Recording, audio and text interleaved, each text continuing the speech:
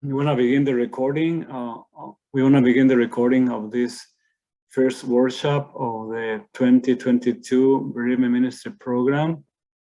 And Sister Terry Maher will be the instructor.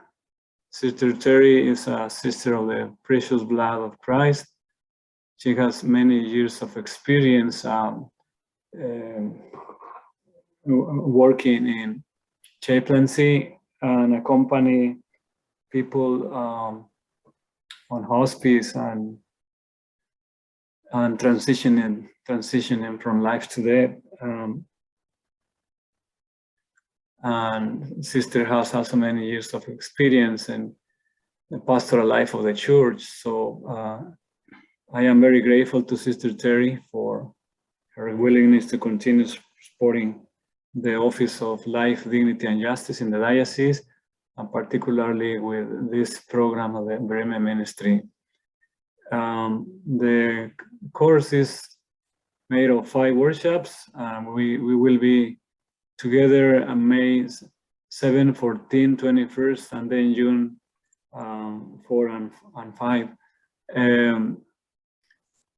We plan to organize an extra makeup session for those of you who are not able to come to one or maybe 2 of the sessions. So, Sister, can you please say something else about yourself? Introduce a little bit more. Welcome, everyone. Sure can. Okay, Sister. Thanks, Jose. Thank you, Sister. Good morning. I am Sister Terry. I am a sister of the precious blood. Have been in my congregation now for almost 42 years. Currently, I am the manager of spiritual care at St. Mary's Medical Center in Apple Valley.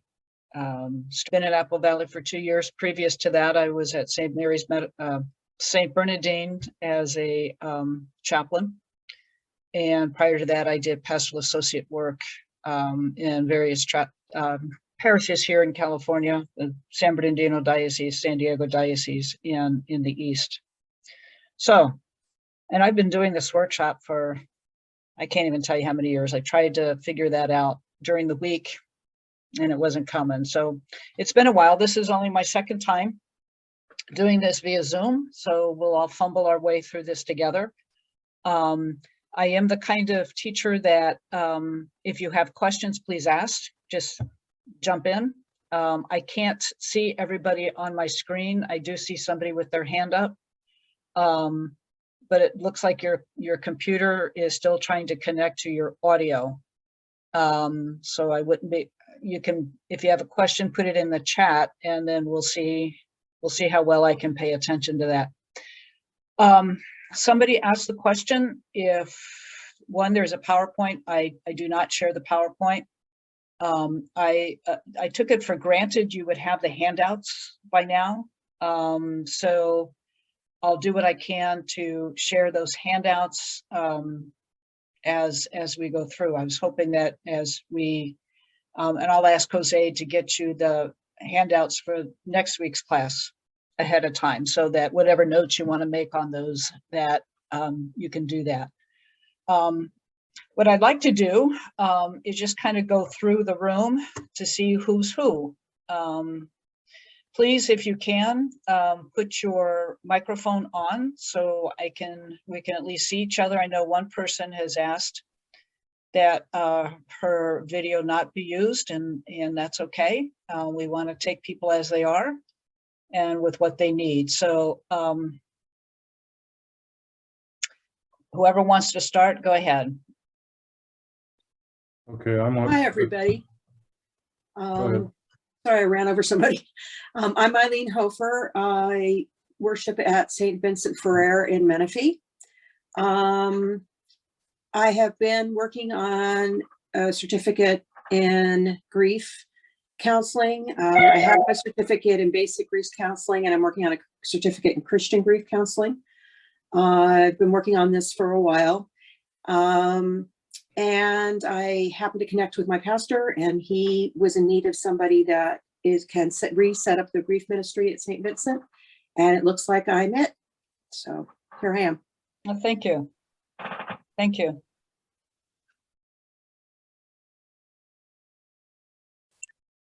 Go next.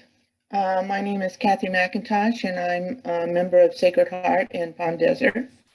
And I sort of fell into being asked to be the facilitator for the grief ministry here at in Palm Desert. We started meeting a couple of months ago to try to put it together. My background is I was an insurance broker who got retired and then went back and got my master's. I have a master's in marriage family therapist, and I am a registered marriage family therapist. I have worked in grief with individuals, but not in group. I've done group in domestic violence and parenting and anger management. I've had my own grief. I've lost my husband, my mother, and my son, all within 5 years. So I know pretty much what people are dealing with. And I just hope that I'll be able to be a benefit. And looking forward to this program because I'm going to learn a little bit more on the religious side of it. I think that's very important because we will be conducting our seminars and our meetings and as faith-based. Thank you. Thank you. How about Lisa Hudek?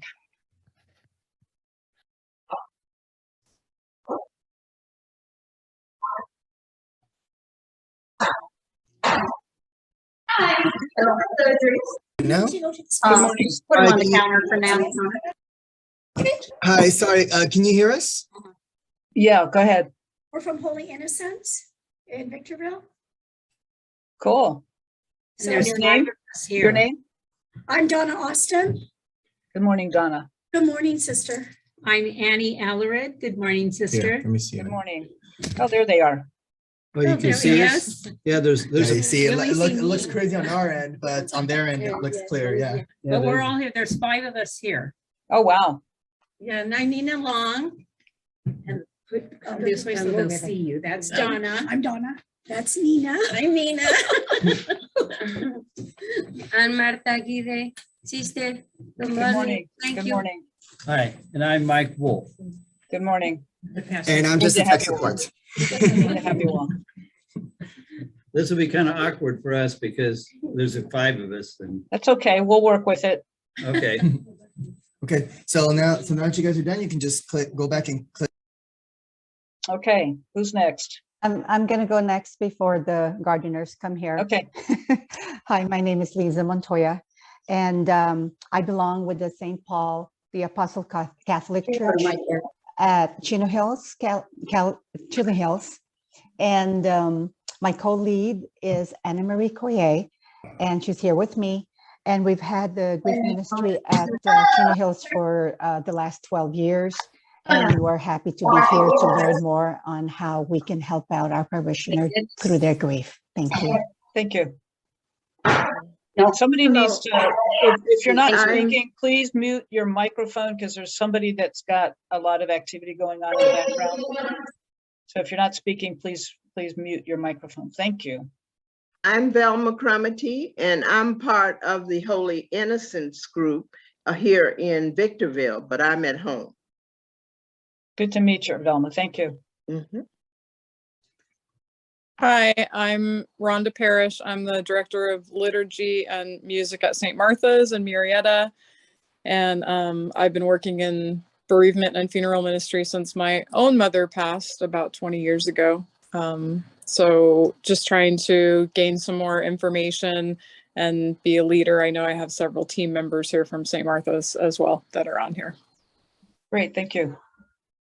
I'll go next. Okay.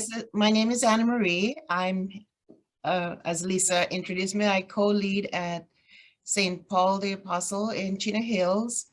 And I joined the group 8 years ago when I lost my daughter, and now I co-lead with Lisa. And I look forward to, what we can benefit from this group and take back to our, we have a very active group at our parish, and would love to go share some more with them. Thank you. Thank you. Can you hear me? Yes. Okay, so my screen says Madison Young, but I'm Joanna Young. I have no idea. That's my 16-year-old daughter. So please note that's me. I am with St. Martha's. I work, Rhonda is the director, and I'm a volunteer with funeral ministry. I feel calling to be there. I lost my son 7 years ago. And so I'm looking forward to being there for others and just learning and gaining that understanding of what everybody goes through. And so I'm looking forward to this. Thank you. I'll follow up as also was brought into the funeral ministry via Rhonda Parish. My name is Toby Byer of St. Martha's, and I recently lost my mom, and so I'm working with St. Martha's at the funeral ministry, and I've learned a tremendous amount just in the last year with the people I've met through St. Martha's and Rhonda, and so I'm hopeful to learn some more. And I thank you, sister, for having me. Thank you. Hello, my name is Julie Gutierrez. I am a pastoral associate for two churches, the Church of the Resurrection and the Church of the Assumption here in Fairport, New York. I'm close to Rochester, New York. I'm really happy to be here to learn from you today. And ministry is new to me, so I'm ready to learn. Welcome, Julie. I've never had somebody from that side of the states. I lived in Rochester for 2 years, so familiar with the area. Welcome. Hello, sister. This is Irma Hernandez.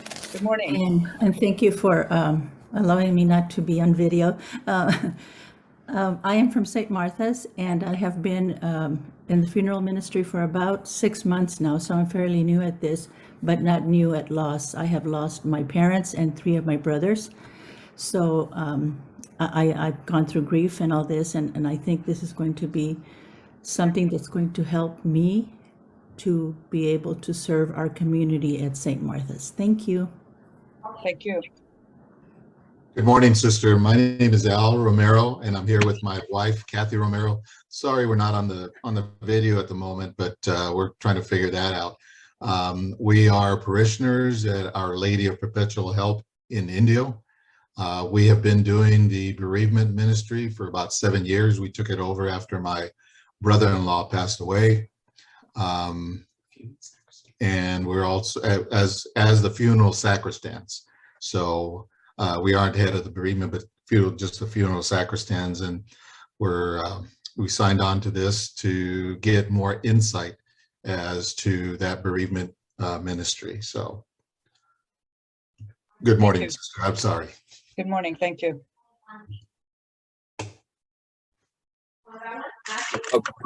Okay, oops, go ahead.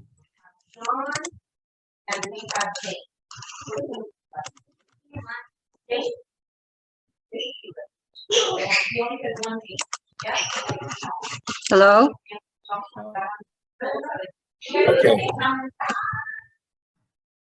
Okay.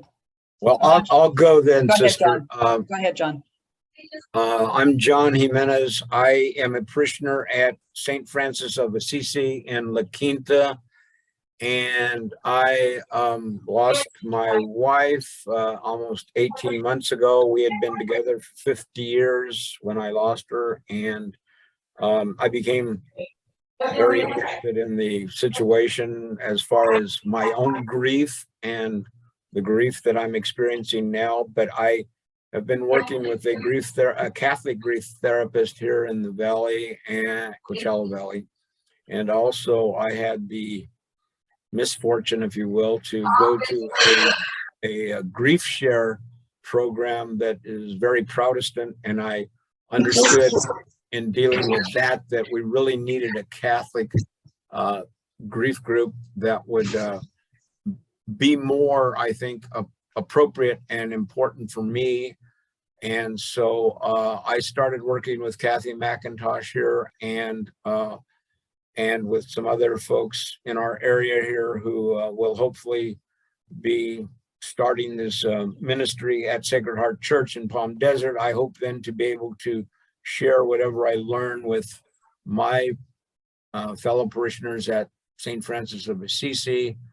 And I've done a lot of reading. I know I think basically what a lot of the concepts are that were in your handout, sister, and I look forward to expanding my knowledge and my understanding as it relates to grief and our faith, and how we can better share that with our fellow Catholics and Christians.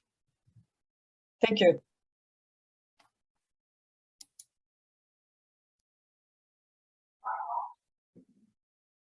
Good morning.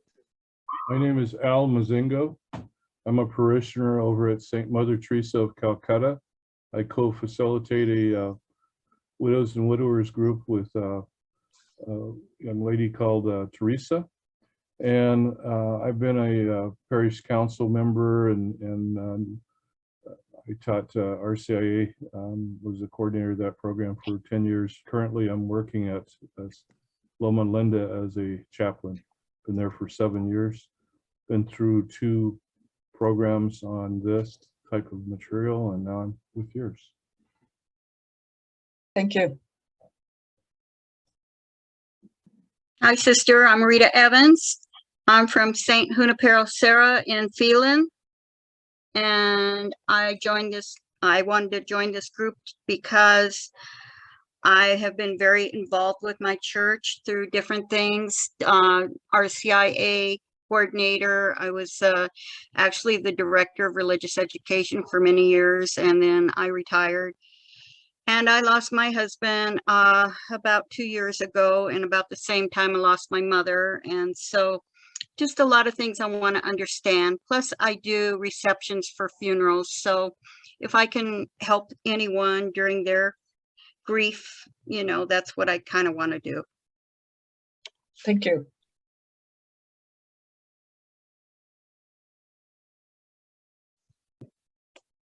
Anybody else? Good morning. Good morning. You're very faint.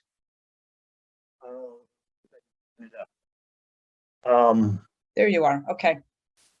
I lost my partner about 2 years ago. In early months. You're faint again. We lost you after you said I lost. Okay. Not sure what's happening with my microphone. Can you hear me now? Yes, just stay close. Okay. I lost my partner about 2 years ago, and when we reopened after COVID, and I was looking for ways to help others who had similar experiences as I had with grief, the director of education suggested I may want to consider working in the grief ministry at Santa Teresa's.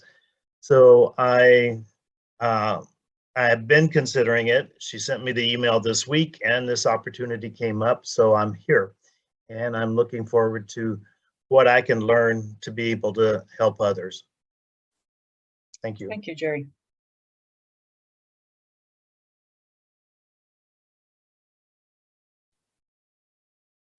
Okay, thank you, everybody. Couple of things. One, a little bit more about me. I actually got into bereavement ministry while working in a parish in Cincinnati, Ohio, as a pastoral associate. The pastor at that time, he wanted me to work with bereavement. They had a bereavement team. But I was the one that delegated to respond to all calls for hospitals and any home visit, any kind of parish emergency was up to me. We had one priest in our parish of 2,000 families. So he shared those responsibilities. So when he told me I would be doing grief and bereavement, I said, I don't do dead. You know, my thing is, if I went to a mortuary, maybe my toe would go in the door, but the rest of me would be outside. So I'm grateful to the team of folks who kind of shaped me in this kind of ministry, because since then, it's pretty much all I've been doing, even at the various parishes I worked in since, and then now as a chaplain. I was trained through the American Academy of Grief, that was headquartered in Phoenix. And then now as a certified chaplain and then a board certified chaplain, you know, this kind of is where I'm at. My first experience of death was when I was 17. My mother was killed. And at that time, Elizabeth Kubler-Ross had not written her book on the, forget the title of her book, but she was the one that kind of spearheaded an understanding of a grief process. And really the book was not written about death. The book was written about illness.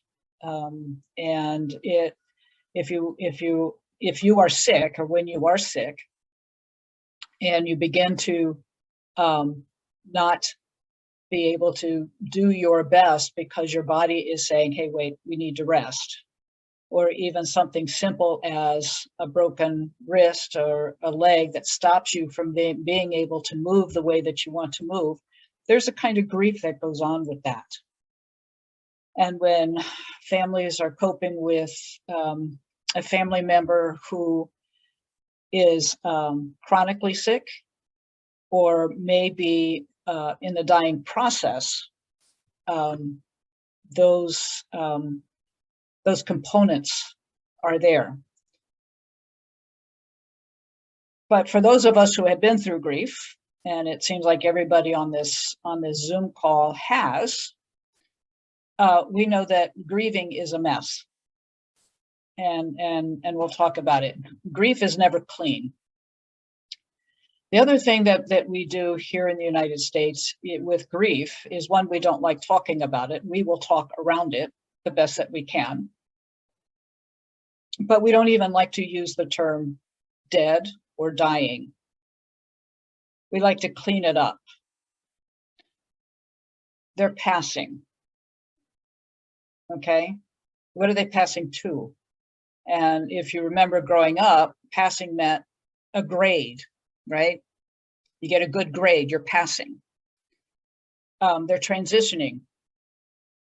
What does that mean?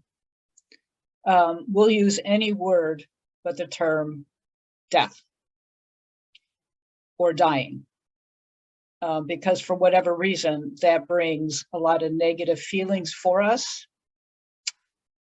or we just feel totally uncomfortable. So we're going to talk about that. We're going to talk about even how people try to comfort folks who are in grief. Example, when my mother was killed, some of the nuns of the parish came over to the house. And I remember one of them saying to me, it's God's will. And I told her the hell it is. It's not God's will the mother of 5 children be killed. It's not.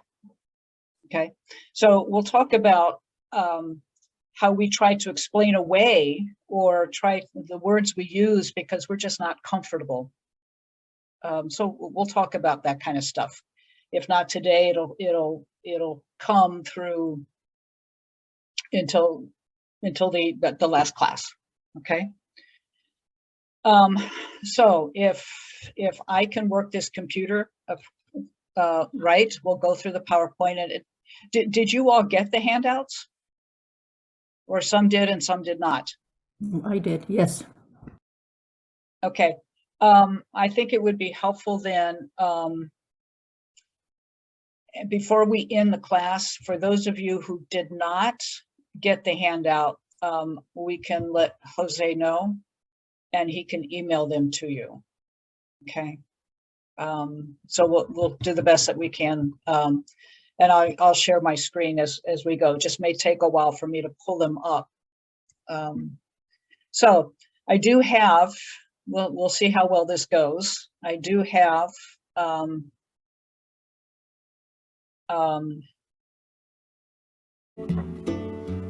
I saw you in heaven,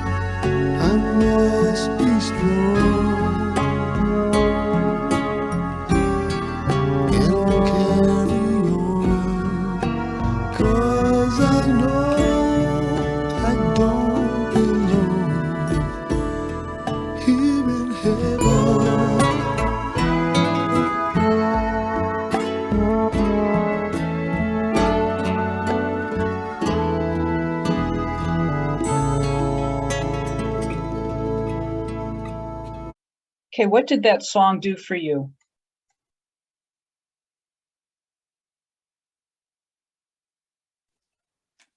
Are you back with me? Yeah, it made me Okay. sad, because I too have lost a child. So I understand. When he wrote that song, he had lost his child. Right. So it just made me sad and a little bit reminiscent. Anybody else?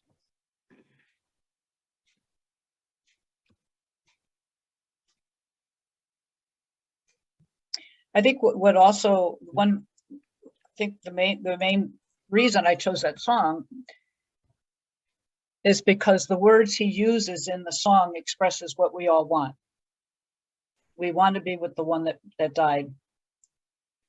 We want to express the love that we have. And sometimes the words just aren't there. And his words touch so many of us because that's exactly what we want. That's exactly how we feel. So really, what is grief? We've all been through it. Oh, and before I forget to say, happy Mother's Day to all you mothers. And today is Mother Loss Day. So recognizing those in the crowd here who have lost their moms, today is Mother Loss Day. It's not officially recognized, but those of us who have done grief work for forever are aware of that day. So So really, what is grief? Right? And there's a lot of different kinds of definitions that can go with it. It can be a loss. It's an emotional loss. It's a physical response to death, separation. It's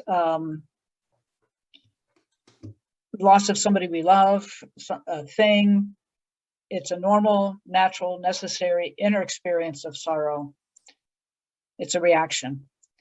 And what I like to, how I like to refer to it is like grief in one way is a gift, as hard as it is, but it allows us to express and feel the love that we have for a person who has died. That's why I like that image of the hole of in that statue, the emptiness that one feels, the achiness. I remember when my mother was killed, I was reading a book by Dietrich Bonhoeffer, who is was a Lutheran minister who was killed at one of the concentration camps. I don't know if it was Auschwitz or another, but he, in one of his expressions of grief, he used the image that is like you have a hole in your heart, but that hole has razor blades all around it. It's like, that's it. That's exactly what I'm feeling. So we know that grieving is the process of feeling distressed or in sorrow. And we feel lost. It's hard to have hope. Sometimes it's hard to be around people. Just leave me alone. Let me do my own thing. We don't want to eat. We don't want to take care of ourselves, because that's how distressed we could be in our grief. In many ways, we begin to feel that life doesn't make sense.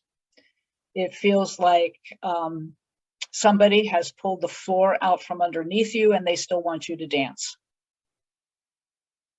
There's no way to navigate any of this. And as folks may know, that you can read all the books there are that exist on grief, but there's no right way to do it and there's no wrong way to do it. We have to do it ourselves in the way that we were created to do it. Okay, because given our culture, given our backgrounds, also, and we'll talk about that later, but given our culture and our background and how we grew up, also dictates how we grieve. So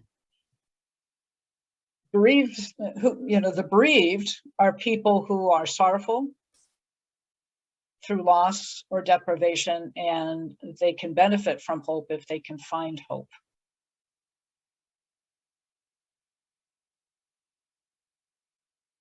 The term mourning, a lamentation. Lamentation is not a word you hear so much these days, but it's a good word because it's a passionate and demonstrative activity of expressing grief. I like to encourage people to write their own lament. The Bible has laments. There's a whole book called Lamentation.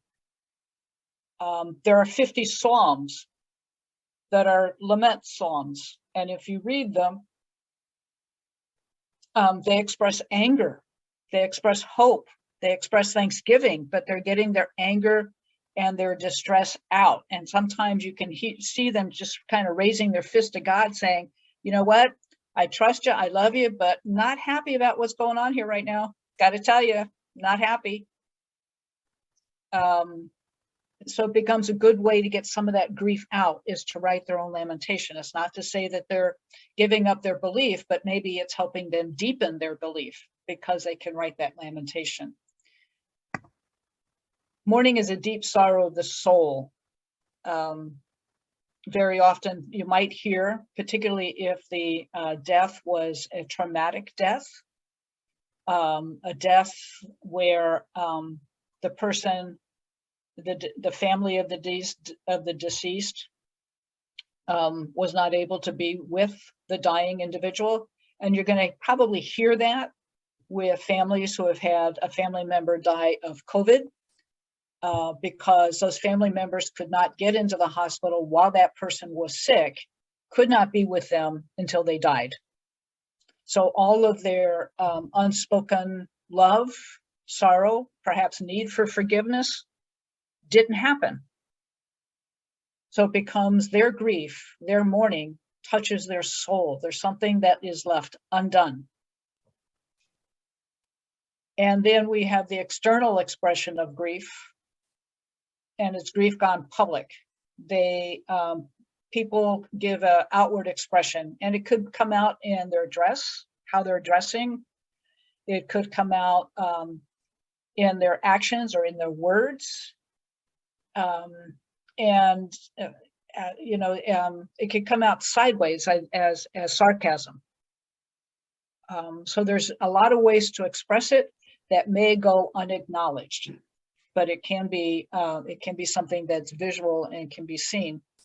So Kubler-Ross wrote that there are 5 components of grief, but those who have done the grief work now suggest that there are 7. So obviously the shock and denial. And for those of you who have been through the death of someone you loved, you probably can see yourself somewhere in this, or yeah, I did that. Yeah, I did that. So, the shock and the denial. No, this isn't going to happen. No, they didn't die. No, they didn't. Pain and guilt. If I had done this, if I could have said, I'm sorry, if I could have said, so there's a lot of, I call it the what if game. And in that, there's a lot of times people feel like they could have controlled what happened. And I think that's just a common human response, because for many of us, we like to be in control, and what we don't understand, we want to be able to fix it. So the pain and the guilt is trying to get to honestly dealing with that we can't fix it. We couldn't make it better. So we need that step to get to the anger and the bargaining. Sister, may I make a comment, please? Sure. My husband died very suddenly and unexpectedly. And a lot of this, I had one of the hardest part with my grief, I think, one of the components is the fact that I didn't have that closure. I didn't even know this was going to be his last day. And I remember having that deep, deep grief and regret. Didn't get to say, I love you, goodbye, nothing like that. So I think that's another group of people who have difficulty, when you don't even know your loved one is going to be dying or that's their last day. Exactly. And we're going to get to that, the traumatic death. Okay. So, and that's all, and traumatic could be, the deaths due to COVID are going to be traumatic deaths. My mother was killed by a drunk driver. My brother, a police officer, was killed in the line of duty. So those are all traumatic. We couldn't say the goodbye. And so what happens with that is in some ways, we're looking for them. We're looking for them. We're looking for them to come around the corner. So with the bargaining is the depression. And it seems like, okay, so we're spending time in there, and then there's the upward. We begin to get to a point where we can feel like, okay, life is coming. I'm at a different point in life, and I still miss the one I love, but I'm good. I'm getting better. It's the reconstruction and working through. In some ways, it's a way to be reconciled to the event. We can't change it. There's nothing we can do about it. But it's not going to control our life anymore. And then we get to that point of acceptance and hope. Okay, so it all looks very clean, right? So in Why isn't my slide moving? Come on, press down. There we go. So it all looks really clean. You know, we have the loss and the hurt. It's the shock. We feel numb. Move on down the hill. Fear. We look for the person. Life just is a mess, disorganized. We feel lonely, the guilt, the isolation. We begin to move up the hill. You know, it's like the re-entry. We're getting used to maybe hanging out with the same friends we had before the death, or maybe those folks don't want to be with us anymore. Especially for those of you who, as a couple, would hang out with other couples, and now those couples are uncomfortable with having you there, or you're uncomfortable because now you feel like a third wheel. And so there's those things shift, and there's new relationships, new friends, and you get to the top and it feels like, yay, loss. Okay, I'm good. I got my life back. It all looks clean, right? In reality, it looks like this.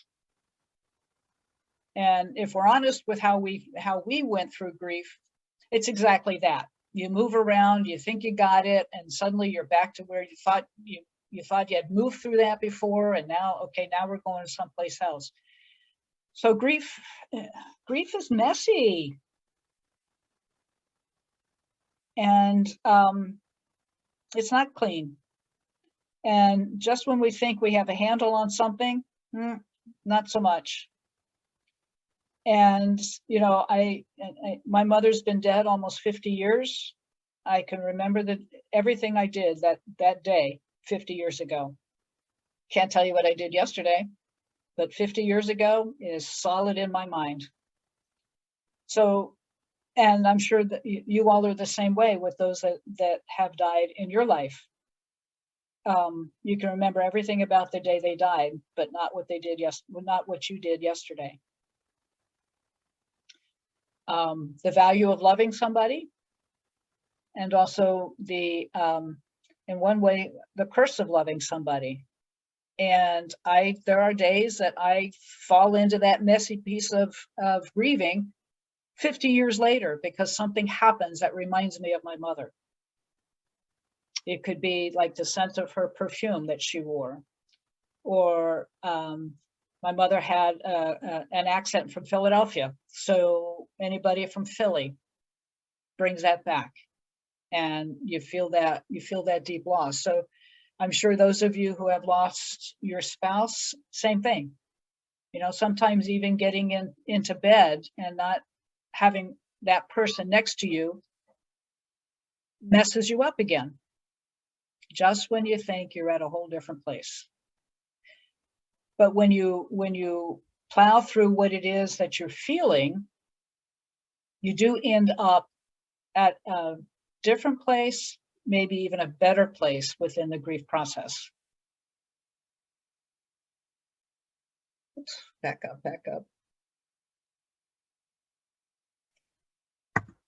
So here's a little child with talking to her mother about how to help someone through grief.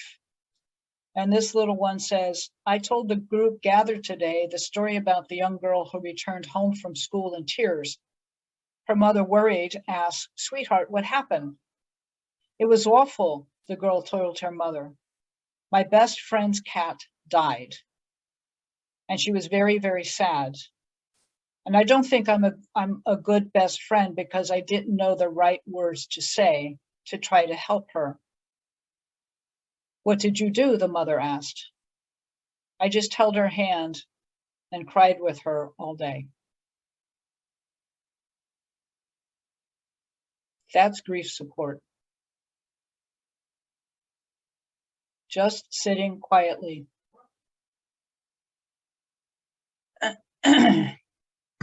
So for those of you who have the handout, look at the tasks of grief. And so the tasks of grief, I mean, really what we're about when we grieve are these 4 steps in the midst of the components of grief. Because hopefully what that slide with the messiness of grief showed us is that you know, we could have component 1, component 2, component 3, component 4, but they don't necessarily happen in that order. And we've probably all felt that. You know, you may say to yourself, I didn't go from I didn't go from denial to the next step. I went from denial right into anger. So you know that that's why the Kubler-Ross wrote stages, 5 stages of grief.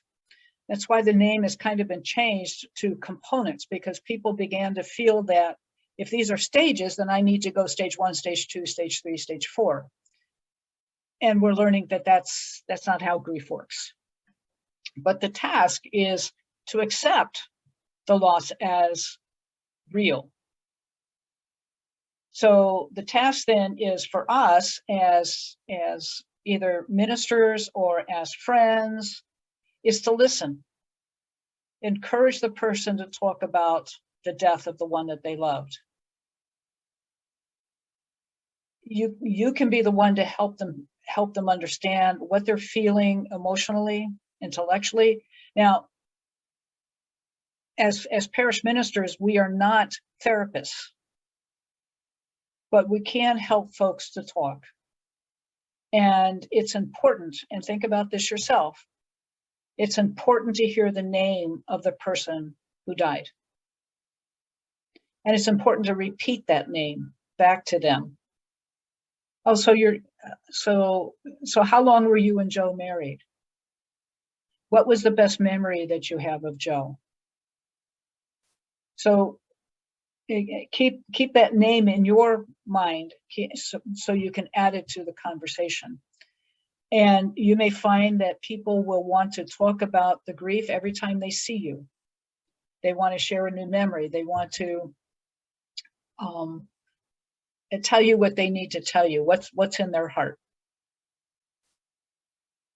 So that person needs to experience the pain of the grief. I was with a patient the other day, a man in his 60s, who told me that his mother died when he was 8. He's 60 years old and beginning to cry about her death. Because back when he was 8, his dad told him, men don't cry. So he's never been able to cry about his mother. So, like I said prior, you know, what we were taught in our background will also either help us or prohibit us in our grief process. So we need to help people feel their pain. And if they don't want to cry, that's okay. I mean, when I was in therapy, I would tell my therapist, I said, so you all get off on people who cry? You're not going to get that from me. Okay, so and we know too that if people don't express their grief, it doesn't have to be tears, it could be anger, it could be whatever. They don't express it, it's going to come out physically. You can get physically sick if you don't express and deal with the grief. The third task is to adjust to an environment in which the deceased is missing.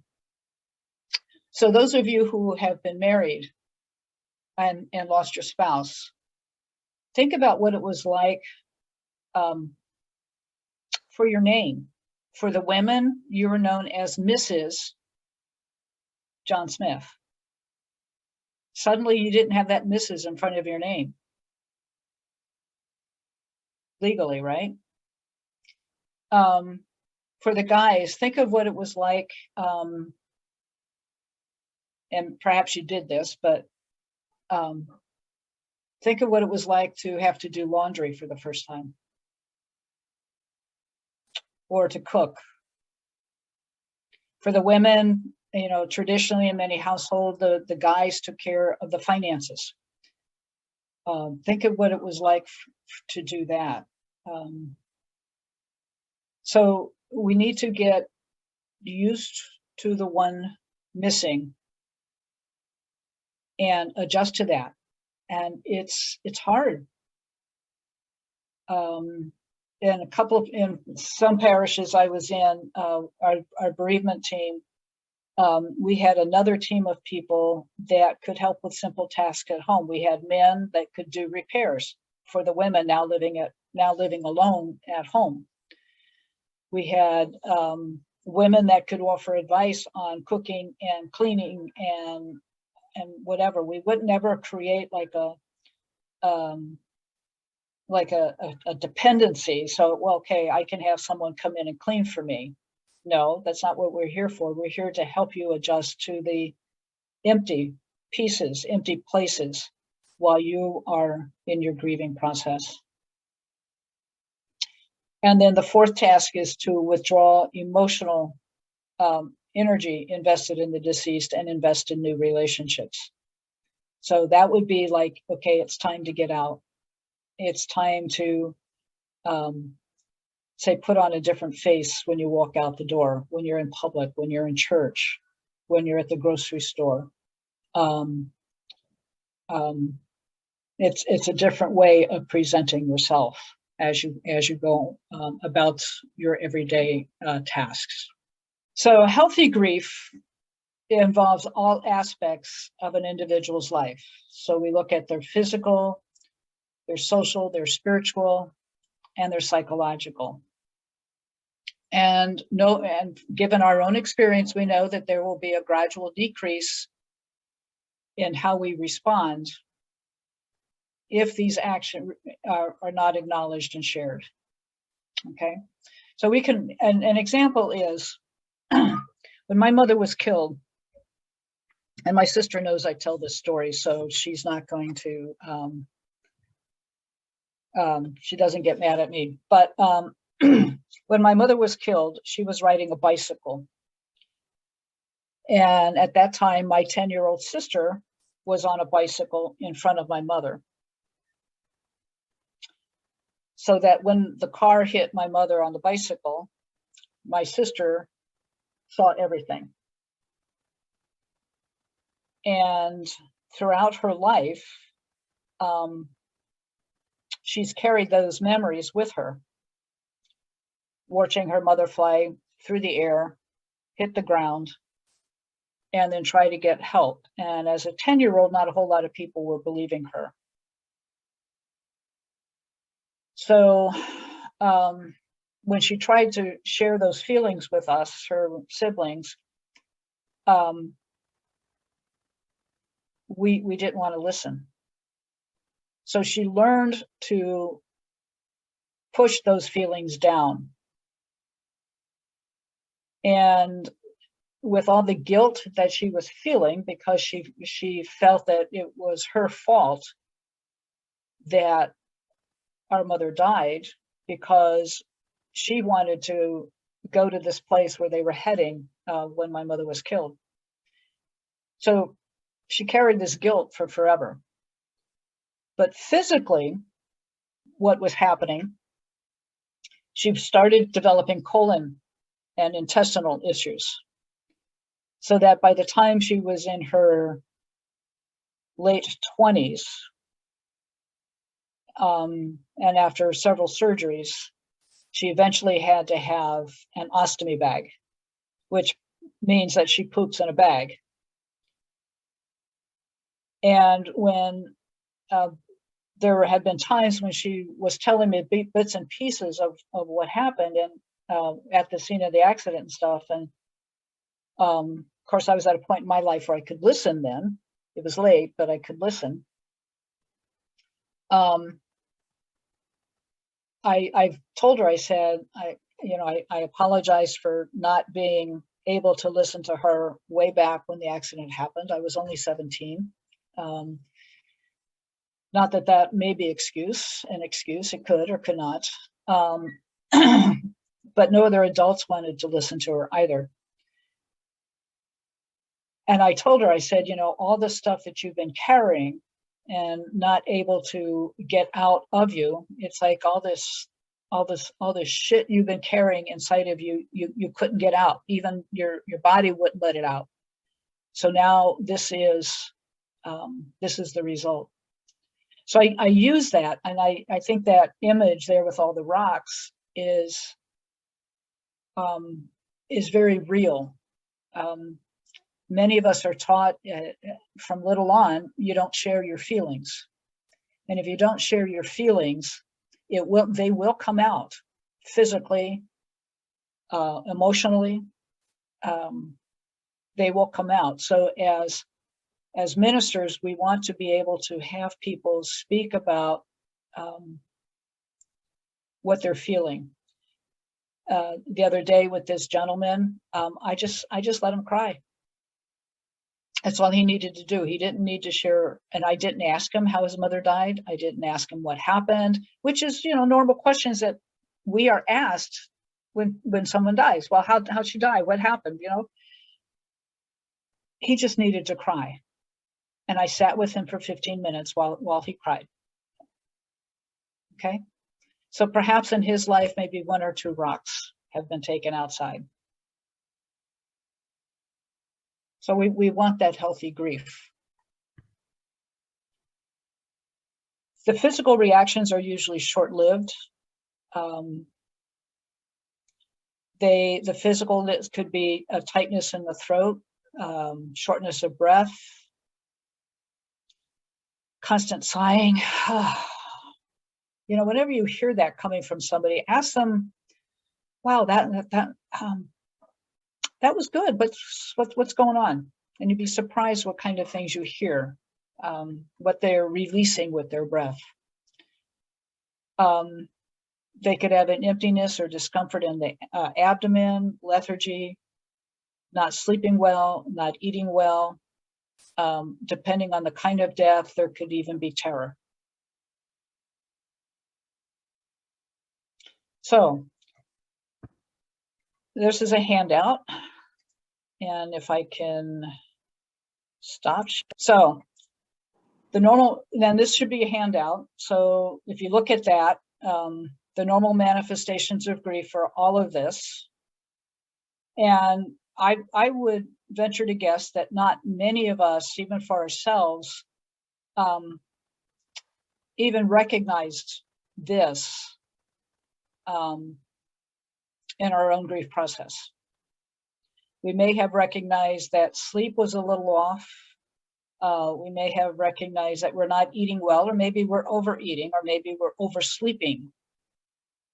But certainly lack of interest, wanting to isolate, maybe not wanting to go out, not wanting to be a part of people's fun because, you're going to make them all depressed because of what you're feeling. You want life to return to the way it was. You might have found yourself crying when you didn't want to, or wanting to cry and kind of stuffing that down. You might have felt palpitations in your chest with your heart, losing sense of time. So those are things to kind of keep in mind, particularly, that number, where'd it go? Oh.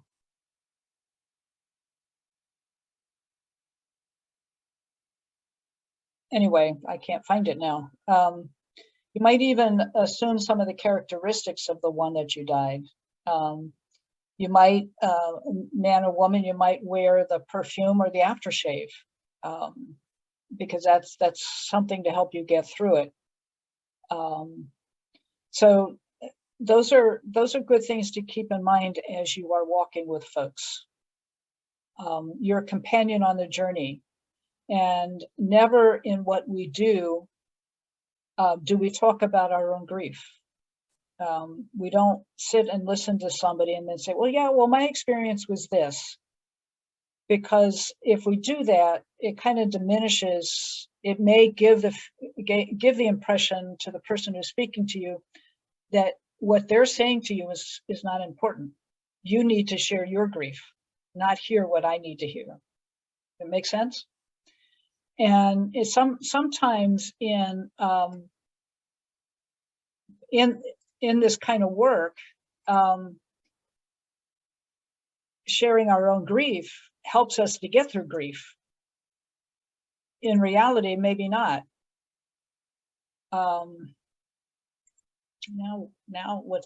Oh, something else is in the way. This is, do you see this one? Most people who suffer loss will experience one or more of the following. Yes. Okay. So this is probably another way of addressing what we just talked about, the whole physical reaction. The one that says will have difficulty sleeping and will dream of their loved one frequently. That's important for people. You'll find that people want to have some experience of the one that they, their loved one who died, either through dreams or through a, dreams is usually the one that comes through. To have a sense that the one that died is okay. Yeah, there's another one that says feeling. So there's a whole lot of them. Okay. And again, it's just another way of saying everything that was in the previous handout. Some folks will get angry at the one who died. How dare you leave me? How dare you leave me with this stuff? And that's okay. It needs to happen. Some people will get angry at God, and that's okay. And you need to be okay with that. And they can be angry at God for a long time. And that's okay. Because what happens, and we'll talk about this a little bit later, what happens is all of us have our beliefs about God. And then suddenly something in life happens where that one thing gets challenged. And so we need to kind of rediscover who God is. We as human beings, we're very good at putting God in a box and putting that box on a shelf. And as long as God looks like that, we're good. But when God is God, God is huge, God is big. God's not going to act the way we want God to, or the way we think God had, or the way we think God will work, or the way we've been told God works. Okay. So the common phrase, it's God's will, because that's what we've been told, right? God's will. No. Or God has a plan. God planned this. I remember when my brother was killed. My brother was a cop, and he was killed in the line of duty by someone who didn't want to go to jail. Well, he's in prison now. And someone told me, you know, it was God's plan. And I said, oh, really? I said, well, if it's God's plan, then why would we put the man who killed my brother in jail? He was only doing what God planned for him to do, so why put him in jail? You see how some of the stuff that we say just doesn't work, but that's what we've been told since we were little. So let God be a big God. It's words like that is our way of trying to figure out life. And sometimes we just can't figure it out. That's the whole book of Job. Job had these friends that were telling him everything that he did, why God was punishing him. And Job said, no, didn't do that.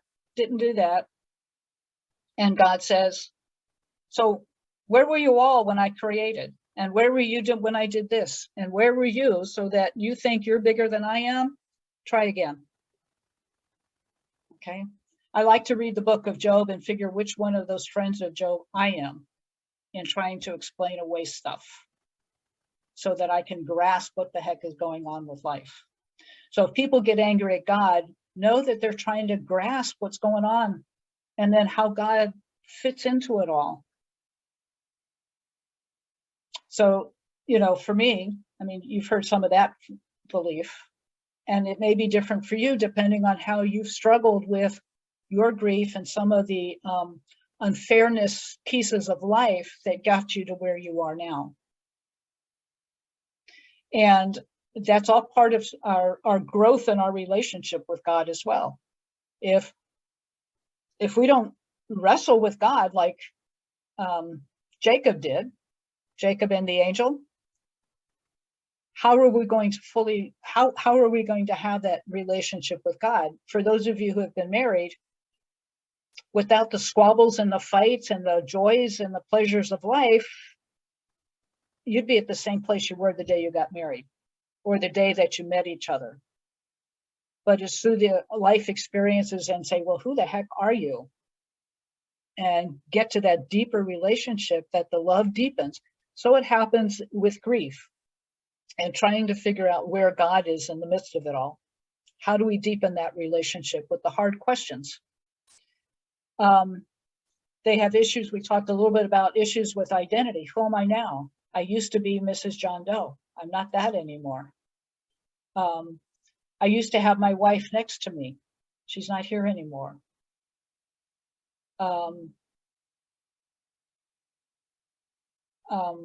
They might feel that they need to take care of people who seem to be uncomfortable with them around and politely not talking about them, and vice versa. If you go out with old friends or whatever, and they're hesitant to ask you how you're doing and how you're feeling with the loss because they're fearful of hurting you or making you sadder, when in reality, no, I need to talk about this, so let's talk.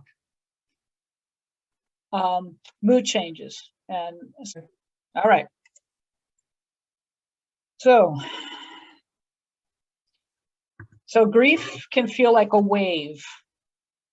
It's a physical or an emotional event which can happen repeatedly during the first year or two of grief. People often say the first year is hardest. Sometimes the second year is even harder. First year people can go through it feeling kind of numb, and the second year it's a little more real. The holidays can feel more empty, more painful, because the first time it was more, might have walked through that kind of more mechanically than kind of being involved or not involved. It's often unpredictable, and it can render us helpless. It can be brought on by a picture, a song. I mean, how many times have you, when you do this work, you'll, on a Sunday Mass, you might hear, oh, they played that song at my husband's funeral.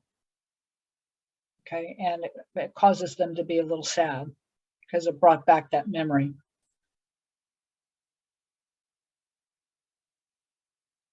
Socially,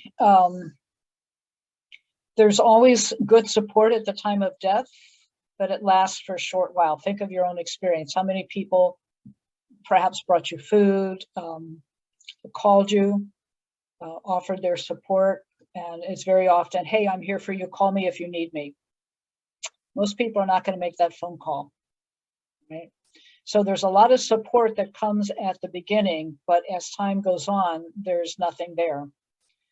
So they can feel abandoned and isolated. You might lose friends over it because they don't feel comfortable around you. It's well-intentioned harassment, right? Well, these good-intentioned folks think that they know how the grieving person should grieve because that's the way they did it, or they read it somewhere. And they let the grieving person know all about it. But it may cause that person to isolate even more because they don't need to tell people how to do what they need to do. Grief is a process, and we do it the way we need to do it, not the way you tell me I need to do it. Make sense?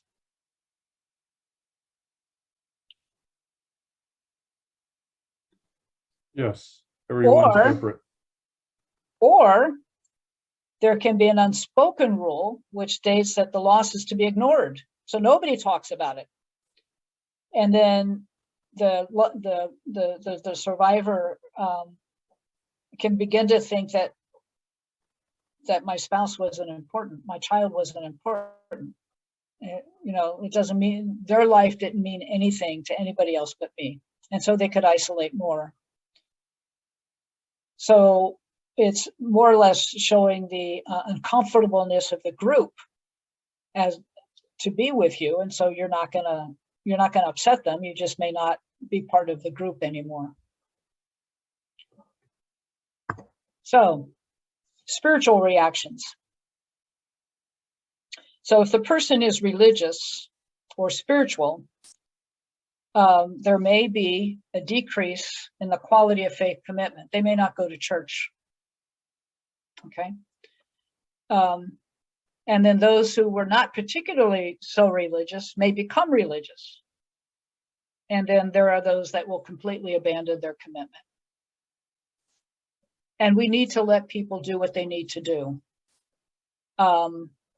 If you know them and they stop going to church, don't stop seeing them. Hang out. Ask them what's going on. Our job isn't necessarily to bring them back. Our job is to help them talk about their faith relationship with God. Is it there? I do support groups for family of murder and suicide. And I met a woman who had told me, so I basically put God on a timeout. Good. Tell me what's going on now. How are you and God doing? Because they may not go to church, but they could still have that relationship with God. What's your prayer like? And if they say they can't pray, then invite them to read those 50 Psalms of lamentation. Well, I can't get angry with God because God will get angry at me and I'll be punished. Okay, that's very common. A lot of people feel if they get angry at God, God's going to punish them. I like to point out those Psalms because David is an icon of faith, right? He's a man who we look at, he's deep faith, and yet 50 of his Psalms are him expressing his anger at God. Never saying I'm going to stop believing in you. No, he's saying, I trust you, I love you, and I'm going to thank you. But this is how I feel about what's going on with me right now. And if you're a part of this, I'm not happy. Okay. So we need to be comfortable with our own struggles with faith. If we haven't done it, then be in touch with yourself because I'm sure you have.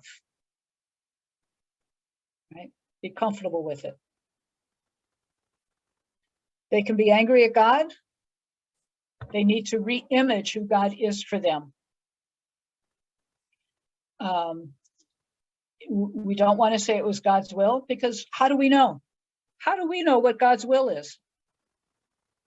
Are we that arrogant that we can tell God what God's will is? Really? It's in God's plan. Again, how do we know that? So stay away from things like that because it only makes people angrier. And if we say it's God's will and they're already angry at God anyway, how angrier are they going to be? And then how do we bring peace and reconciliation into that? If church leadership responds wrong, that's it, they're done. Think how many people are angry at their church now because of the sexual abuse stuff that's come up. So if someone in the church doesn't respond to them appropriately, it can dismiss them from church. Our first thing is to listen.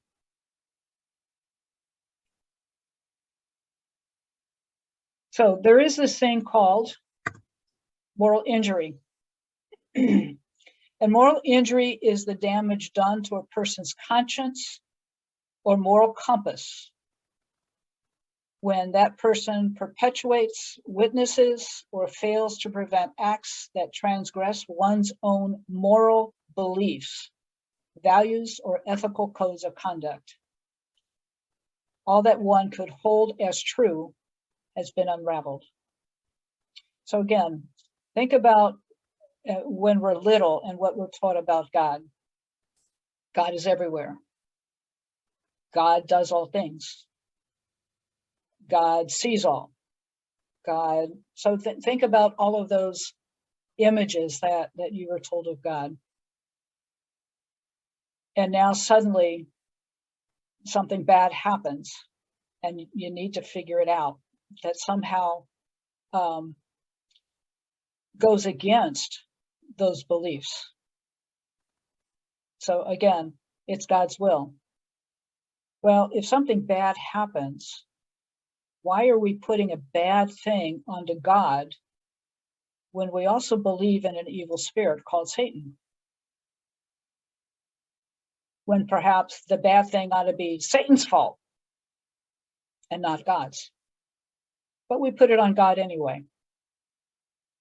So moral injury, you'll probably experience this for those that have traumatic death,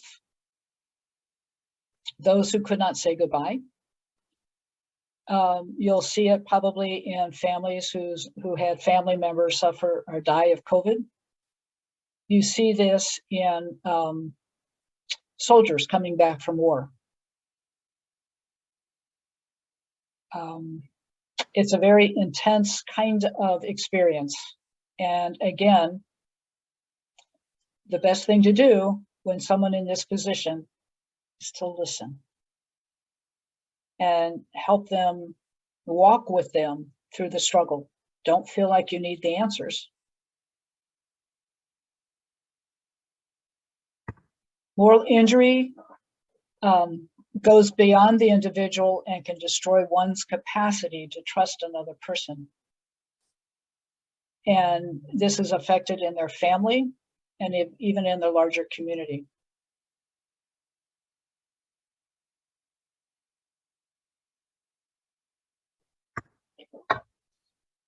When considering religious beliefs held by those involved with moral injury, consider this. Moral injury is damage done to the soul of the individual. It can be caused by traumatic experiences, like I said. So we're going to be about soul repair and soul wound, are terms already in use by researchers and institutions in the United States. Okay. I remember talking to one soldier who was talking about his moral injury, and his words to me were basically the United States government let him down because they're trained, and as long as they're within the military, there's this support maybe, and there's this common language and there's this common whatever, and then they come out and there's very few people who understand their experience and very few people that they can speak with.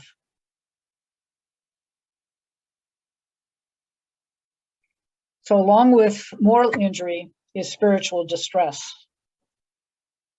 So this is defined as a person's belief system. It's a disruption in the life principle that pervades a person's entire being and integrates and transcends one's biological and psychological nature. So here's an example. When I was trying to figure out my mother's death, I was in college and I was at the University of San Diego. So she had been dead, I don't know, 3 or 4 years. And I was still trying to figure this stuff out. My dad had remarried. His wife's kids were very different than what we grew up with. And I was in my 3rd year of college. The University of San Diego is a Catholic college. So every noontime there was mass. So I volunteered to help set up for mass. And I would sit way in the back. And when it came to the part of the mass where the priest elevated the sacrament and the through him, with him, and in him, in my head, I would yell out, "Stick it!" and get up and walk out. And I did that for a year. Now, thankfully, one of the professors there saw my distress and was able to refer me to someone who could help me through that. But again, thankfully, there was someone there who understood what I was going through. Didn't judge me. Didn't say, well, okay, that's just Terry and we'll just let her go. But took an interest in the kind of healing that I needed to have happen in my life. Okay, and I wasn't even thinking about being a nun at that time. So,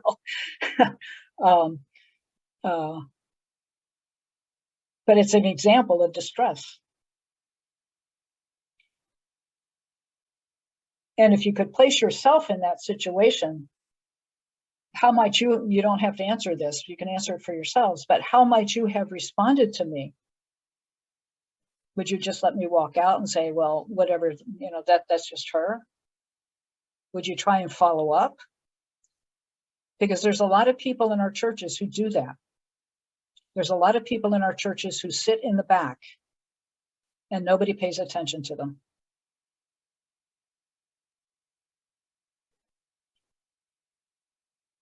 So signs of spiritual distress, they can express discomfort. And what their relationship with God may be. A verbalization of feelings of having a void or lack of spiritual fulfillment. It could be the dark night of the soul for them. As St. John of the Cross first spoke about it, and Teresa of Calcutta expressed it as well. There's lack of a peace in their relationship with God or whoever they may term as creator.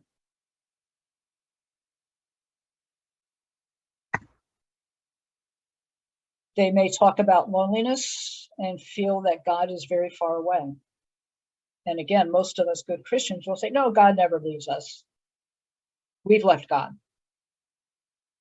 Have we? There's a verbalization that one must depend upon oneself in times of trial or need. Then there's that famous phrase, God only gives us what we can handle. That is not in the Bible. It's not. We say it is, but it's not. There is a phrase in the Bible, very similar to it, but it also follows up that God will be with us as we're there. We forget to add that part. Okay. And there can be a negative attitude when we try to express that God gives comfort and help.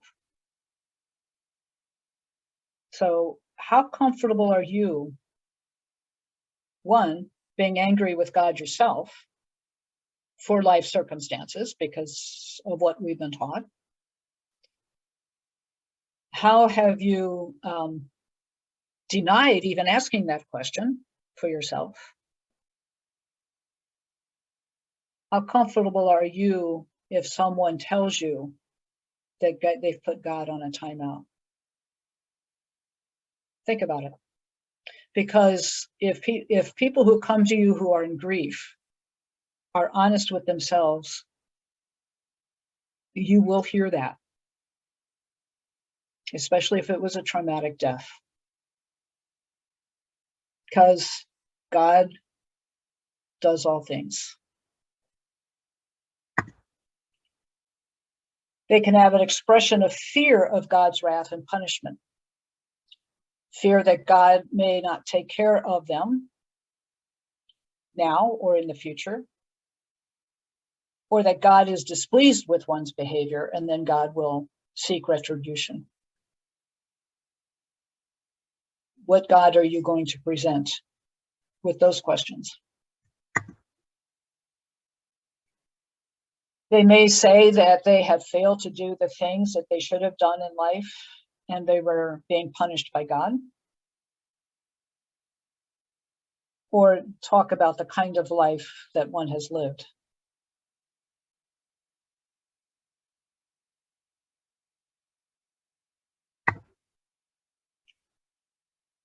Frustration or outrage at God, for allowing the illness, the trials, about the fairness of God. Only why do bad things happen to good people kind of phrase. They can have a negative attitude toward institutionalized religion, and really not want to have anything to do with the institution. So, you know, as chaplains, we are trained to minister to all denominations, all belief systems, or non-beliefs. So learning to ask the question about, you know, okay, so you don't go to church. I'm good with that, you know. And if you go, and you basically be dealing with your parishioners, so you may not run into a whole lot of dissatisfaction with the institution or being dismissed because you represent your parish.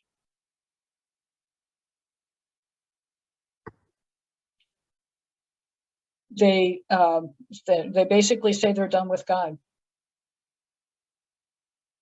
They feel that their relationship has been threatened. And again, in any of this, depending on the depth of the pain of the loss, you may feel that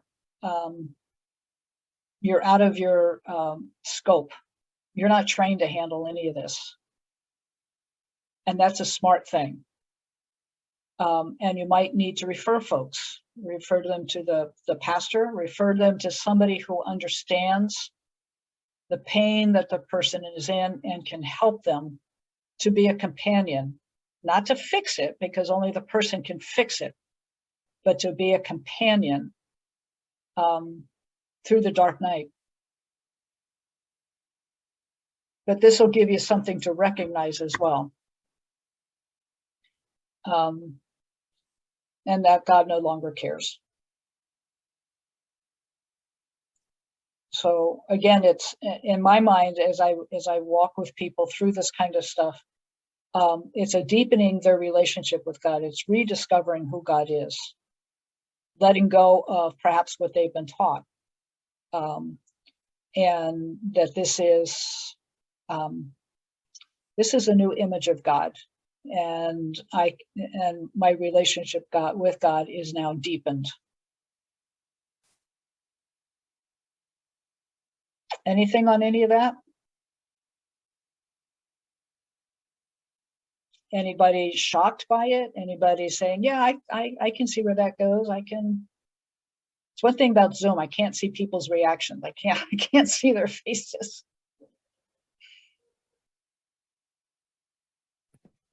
Okay. Well, I think that you've pretty well hit it really well, especially in the traumatic part of the death, because I don't think the person that's in grief sometimes understands that there is a difference.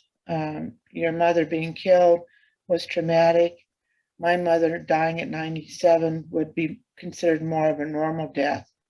So that didn't have an impact on me, but my husband was an accident, sudden, and it did have a profound effect on me. Being raised a Catholic with all this idea that, you know, God was everywhere and would never get you more than you could handle, it just all fell apart.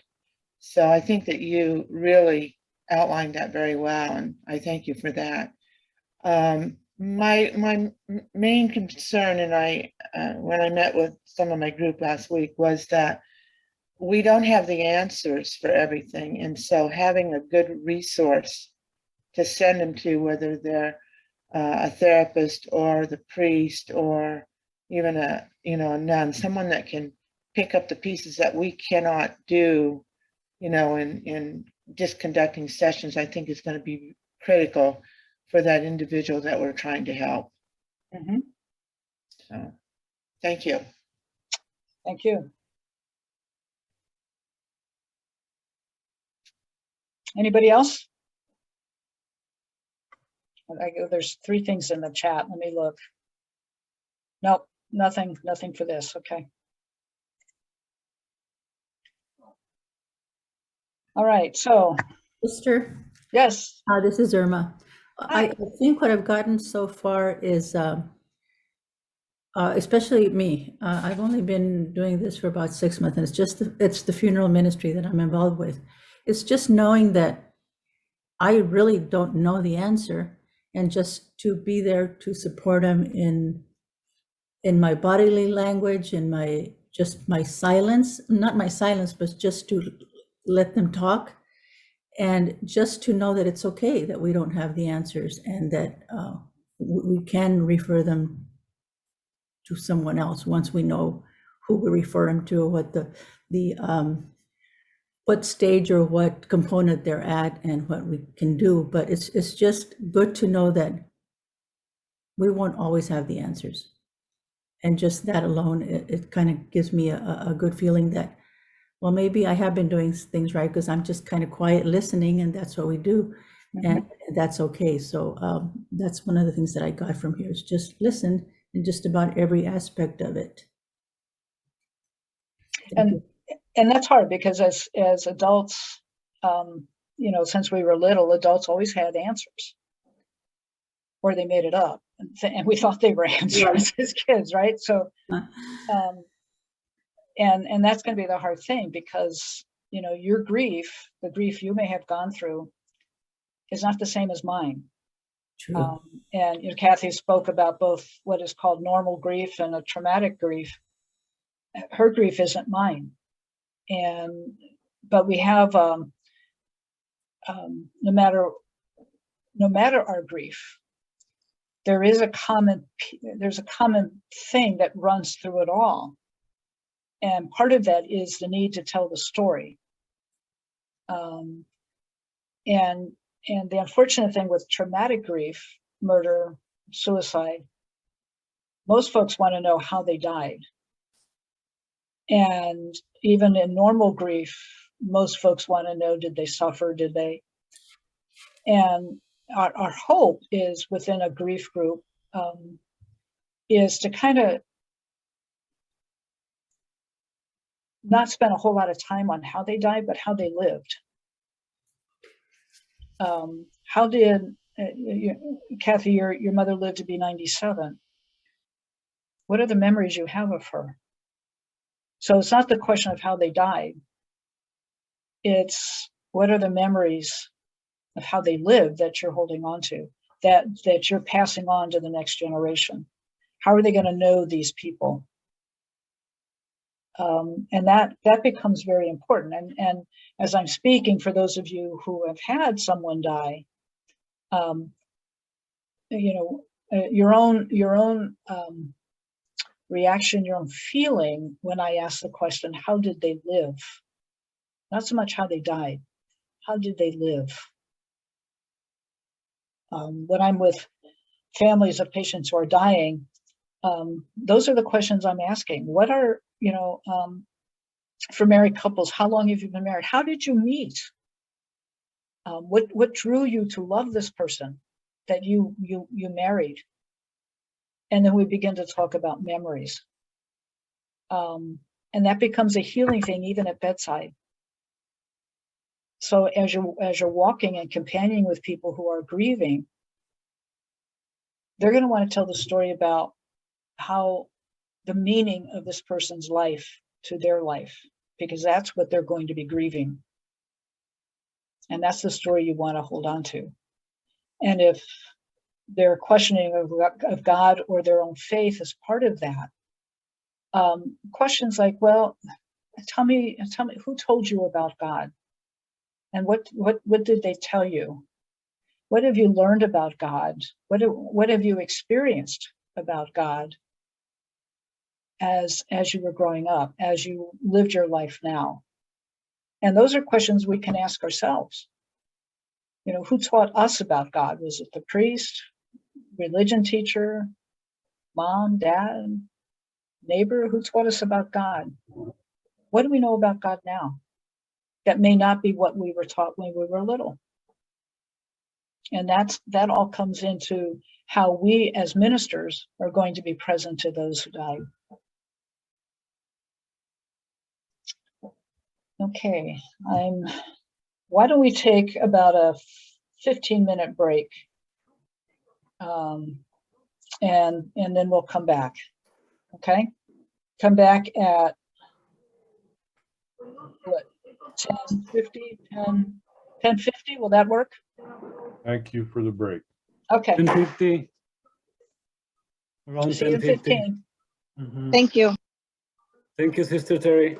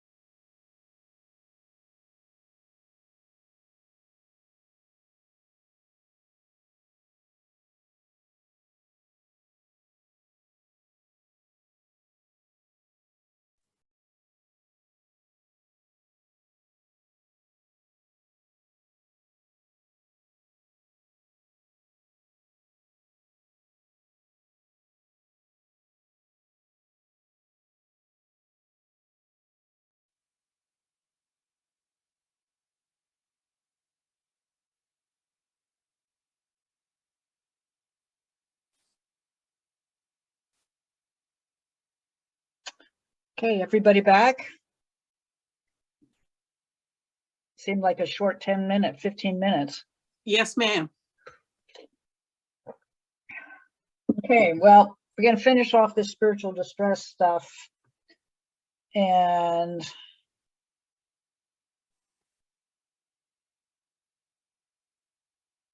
I have to get caught up with myself here.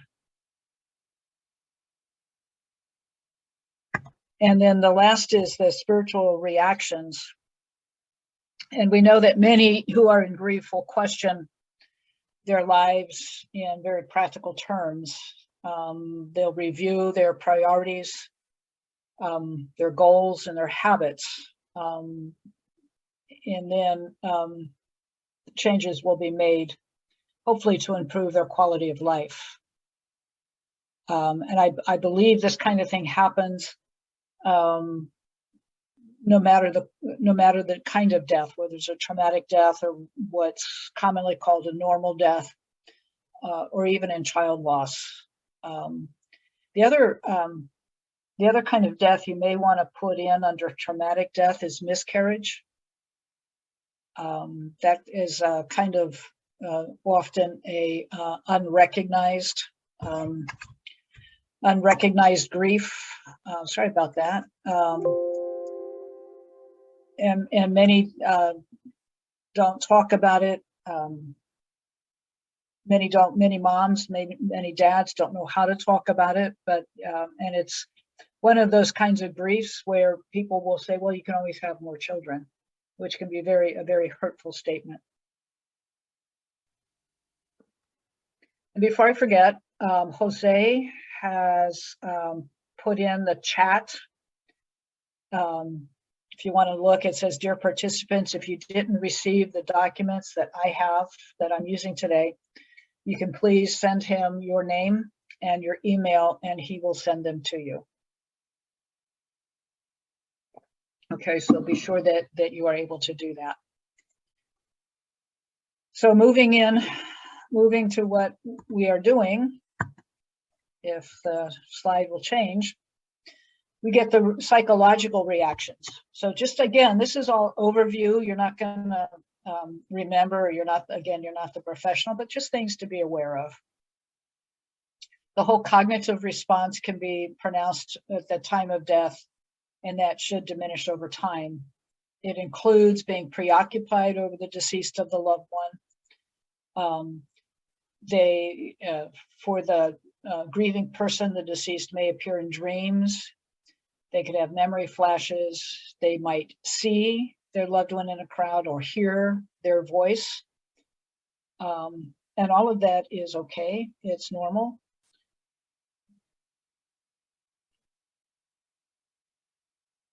The emotional side of it, they're varied. They can be confusing. A lot of us sometimes don't know what it is we are feeling, maybe not even being able to name our feelings. So being able to name the feeling can be very hard. And this happens early within that component of numbness. There will be emotional turmoil, and that can continue for a long time. Depending on the grief, depending on the relationship with the deceased, that grief can be a long time, can be painful, it can be scary. There can be unfinished business, depending on the relationship with the deceased. There could be unresolved need for forgiveness, building a relationships. So there could be a lot of stuff that goes in with those feelings. So again, there's no normal way to plow through grief. Getting through grief is our way, my way. So factors that influence the grief process is the relationship with the deceased. Who was the person? What was the relationship? What was their attachments? What was the strength? What kind of security did that person offer? Was there a conflict? Was there estrangement? What kind of death was it? Was it a natural death? Was it an accidental death, a suicide, or homicide? And I would even tie in there, you know, if the person had been sick, was there, did the person make decisions about end of life? I mean, very often these days we talk about the need for an advance directive. Did they have an advance directive, or did someone in the family make the decision to have the person taken off of life support? Which could also be part of that turmoil of what it is the individual is feeling. Is there that it may be added to the guilt?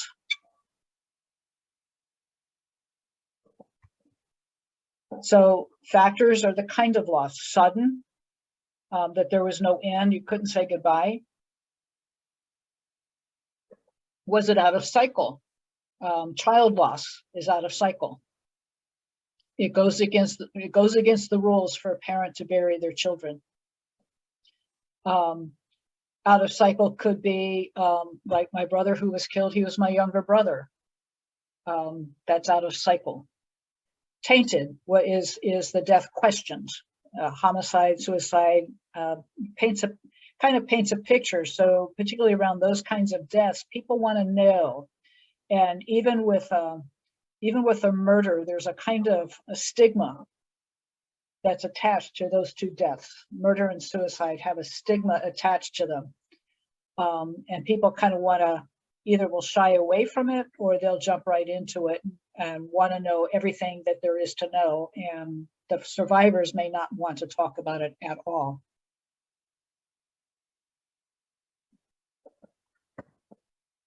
So factors that influence the grief process are resources that are available. And as said earlier, you know, what's going to be available when you need to refer somebody out. And I can't give that to you. Those are going to have to be resources that you build. Perhaps someone in your parish is a psychologist, that perhaps they can be a resource, or they can give you a resource. Who can you send people to for spiritual, to do the spiritual work, the spiritual assessment? And not everybody, not every professional person, psychologists, social workers, know how to deal with grief. I learned this when I was first doing hospital work. I thought grief counselors, social workers and psychologists knew about grief, and they don't. So if you're building resources, be sure that folks have that knowledge, okay? Factors that influence the grief process are funerals and other rituals. So we know, good parish people that we are, that people can come to the church or leave the church at weddings and funerals. And those are the times that families are at emotional highs. And high, I mean the intensity is strong. So depending on how they're greeted, what the rituals look like, can bring people back to the church or say, nah, I'm done, okay? So, and we'll talk about funeral and other rituals. I believe that's the last class.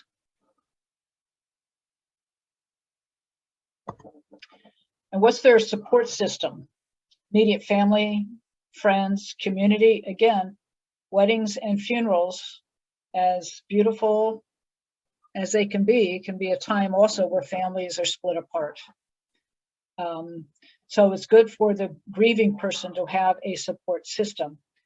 And even with families, if you're a parent and you've lost your spouse, you may not rely too heavily on your family to help you process your feelings.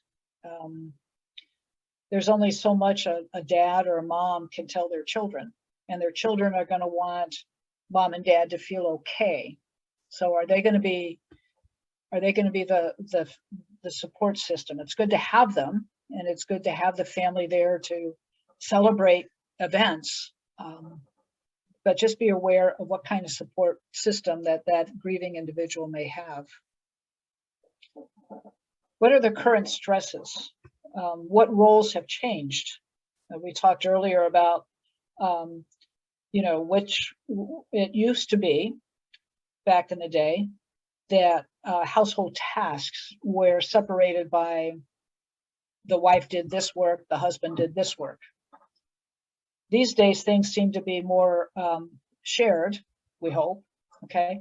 But still, roles have changed. What does the survivor know how to do? The societal roles. I used to be Mrs., I'm not anymore. Am I a Mr., even though I'm not married? What's the financial status? Do I even know how to file taxes? Those kinds of things to keep in mind. Here's one that often doesn't get talked about. Children in grief. Now, you're probably not going to have a support group for children, and there are those that do exist in this area. But what do you do about children? How do you talk to children? Children are often overlooked. They're dismissed because, children are resilient. And yet children cry, and they're going to miss the one that died. So we need to pay attention to them. They're going to be at the funerals that you're going to be attending, that you're going to be planning. They're going to be crying. They're probably going to be by some other family member, but maybe not up front, where maybe they need to be. I shared earlier about my sister and her physical responses. One of the things that both my sisters tell me that we did wrong when my mother was killed is that we sent them overnight to neighbors so that they didn't have to be in the room with a lot of emotions being expressed. So, and to this day, they tell us not a good idea. Angry that you did that. They were 10 and 7 years old, and they still hold on to that. So, what to do with children in grief? Children will grieve their loss.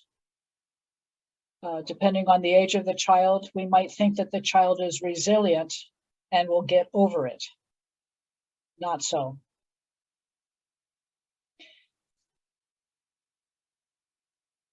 Just like adults, children will have their own grieving style, and we need to pay attention to it. They will grieve in their own way. Some children, depending on their age, may want to talk about it, but it's also possible that their grief will come out as play or in the language of expression for children. They will model their behavior and actions on how they see adults grieving. So if adults who try to hide your grief, they're going to hide theirs too. They're also going to, if your spouse or if your mother or father died, their grandparents, they may want to shield you from pain. They may want to make you feel better. So it's almost like they're going to move into the parent role because they don't want you to hurt. They love you. They're not going to want you to hurt. And that's not their job. Their job is to grieve as well.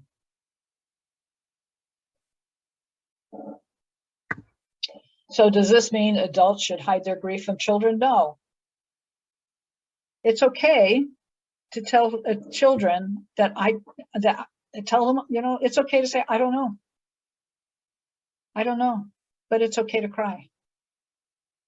And if they ask questions you don't know the answer to, it's okay to say, I don't know, but we'll find out together, okay? Or sometimes if they ask the question, you might want to ask them what they're thinking and feeling. What do they think the answer might be?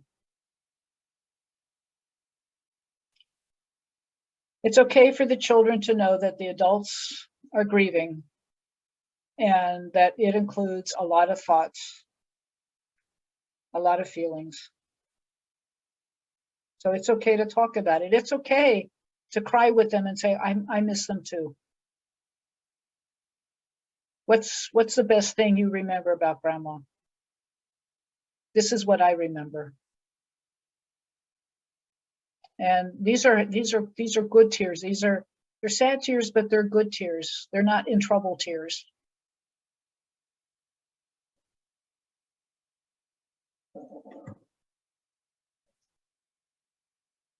So we use age-appropriate language, how they are feeling, why they're behaving the way they are, and to allow them to share their thoughts and feelings. It used to,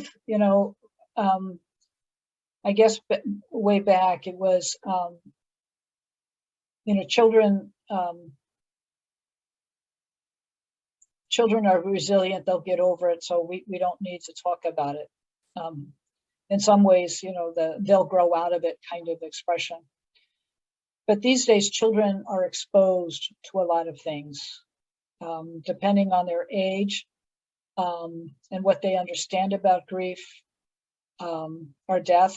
It can be hard. If they're little and you're watching TV, they can see an actor or a character in one program die, but the very next program, that person, that actor is in that program. So what do you mean they died? They're going to come back. They're going to be doing this. Many have had pets that died. So they have some concept of death, and it's up to us to learn or understand what it is they know about death.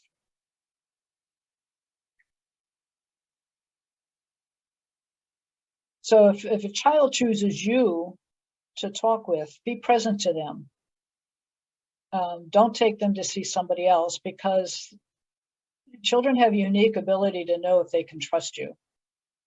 They'll know if you're messing with them, if you're being false. So if they've chosen you, listen to them. Don't take them to somebody else, because they didn't choose that other person. They chose you, right? If you use the God language again, they may take you literally. God wanted grandma. Well, what does that mean? God wanted. God wanted the baby. Why would God want the baby? He or she's in a better place. Well, but I'm not there, so how can it be a better place? Only the good die young. So the child doesn't want to be good, because then they'll die. Or they may see themselves as good and not understand why they're not dying. So again, the language we use to help children understand, we need to be very much aware of what we're saying, because even something very simple that people do. Oh, they're just asleep. They're sleeping with God. Well, then children may not want to go to sleep. So, we don't know how their little minds are going to work. So we have to be careful of what we're saying and trying to help them understand what's going on. So again, it's good to ask them, well, tell me, what do you think? What do you think happened? Grandma's body, she got old and her body got tired, and our bodies can only live so long. A traumatic death, depending on what happened, you have to be careful how you explain that. I remember being told of one person, one little guy who family member had committed suicide, and the family didn't explain it well. I don't remember how they put it together, but this little kid then attempted suicide because he wanted to be with his grandmother. He didn't complete it, thankfully, but that in not processing his grief or not finding the right way to talk with him, that's how he was understanding death, was that he needed to do this.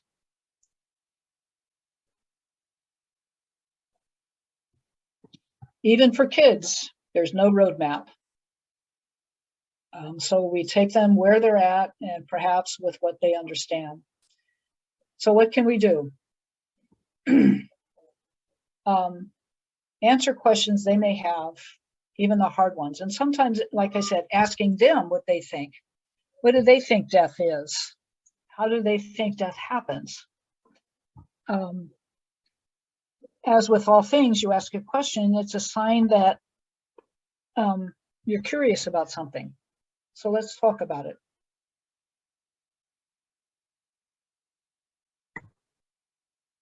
As an adult, couple of the important things you can do for children is let them know that all questions are okay to ask and to answer questions truthfully. Be sensitive to their age and the language that they use.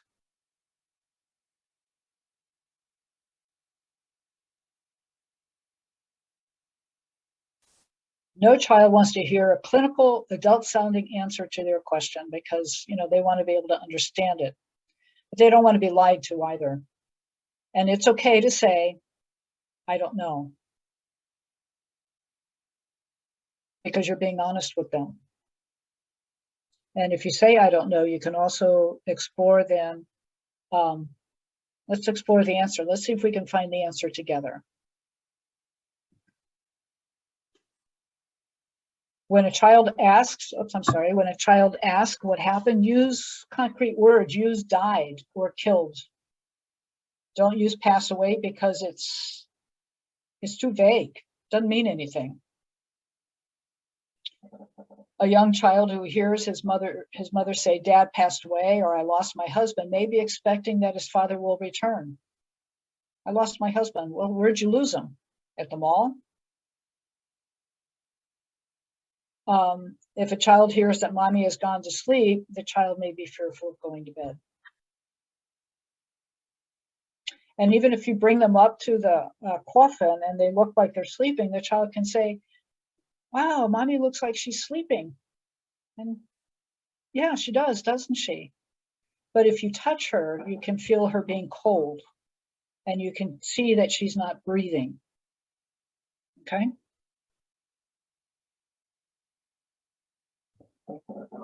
Give the child choices wherever possible. They like choices and they have opinions, and then it'll help them feel valued and they won't feel left out. And all of that is important because the memory you create for them at the time of death will stay with them and help shape them as they help others share or not share their grief. It's important for children to have the opportunity to say goodbye to the person who has died in a way that feels right for them.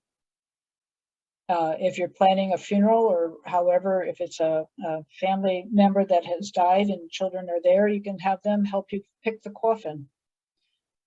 Let them help you pick flowers. Let them be involved in the service itself. Many children will want to write or speak. That's important to them. And if an adult can do it, then let the child do it. Talk about and remember the person who died.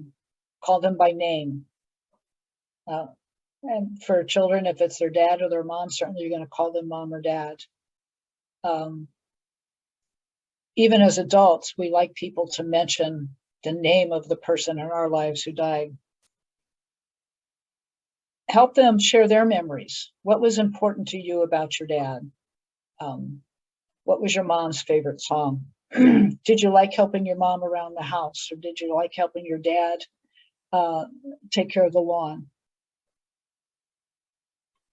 Sister, may I make one comment? And I just wanted to add, I when you talk about saying their name, that is, from my experience, such an impactful and helpful thing when somebody said, of asking you, how are you doing?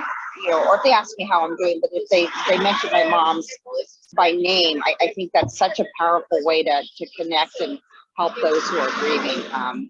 When that person is, some people almost seem to be like afraid to say it out loud, but I just feel like it was something I found incredibly, and I still do find incredibly helpful when my mom's name is mentioned. So I really like that. It is important, isn't it? Extremely, so important. Sorry, I'm typing a message to Jose. I even told a friend that I prayed for her husband that she had lost, and she was so happy. Mm-hmm. Prayed for him. Yeah. Which his name was Jerry. I said his name. It is. It is. Because it's probably something she didn't, or he or she didn't ask you to do, but it tells her or him that the deceased is important to you too, that you would do this.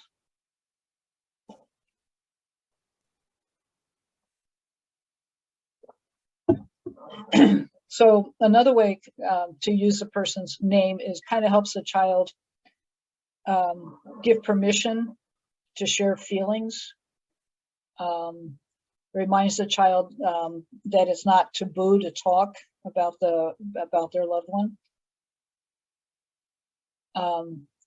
And if, like you all mentioned, if you mention the name, the deceased lives on, and we all know how important that is.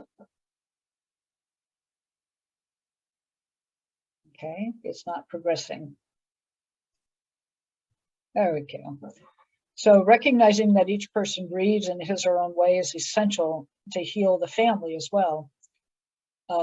Listening to children talk about their feelings and watch their behavior will help you to clarify and affirm natural differences. Because, you know, we know men and women grieve differently. So we have to acknowledge that the children are going to grieve differently as well. So again, we respect the differences of a grieving style. They will grieve differently from their parents and their siblings. Some will want to talk about death, others will want to be left alone. Some will want to stay busy, others will withdraw. And again, as we saw too earlier, that depending on their age, it will come out in their play. Younger children may want to cling. Teenagers will probably want to be with their own groups. So we want to be able to help them heal the best that we can. Listen, talk with them, help them with their feelings, help them recognize what their feelings are. Some children may not, depending on their age, may not be able to tell you what they feel beyond sad, just being sad. And we listen without judgment. We never say, oh, you can't feel that way. So we want to be well-meaning. We want to try to comfort. We do not want to use words, I know how you feel, because we don't. We don't want to say, get over it. We don't want to say, move on. We can't say, tell me, they don't know what they're feeling. Well, then, you know, tell me, do you have words that maybe can describe what's going on? You feel sad. Do you want to hit something? Do you want to, things like that. Sister? Yes. My daughter was 9 when her brother passed. And I think at the time we thought we were teaching her all the right things, but we couldn't tell her the truth until she was older, because he was murdered. He was shot by an officer, but we were an officer. We come from law enforcement, so we were processing this as we went on, and it was out a different state. And I found that we thought we were doing the best, and I hold a little guilt, because now she's going to be 16 and she's just now processing this well, not just now, but a few years ago, the truth came out. We shared with her, we talked with her, but unfortunately, we were a year off. She is social savvy and she found out the hard way how her brother died. And so she's still processing things, and we've gotten her help. And the counselor had said to her at one point, you're more healthy than, probably your other brothers and sisters, because she's learning to process it a different way. But still to this day, I see the effects. And I'm not saying I did it, would I do it over again? Would I have done it a different way? I don't know.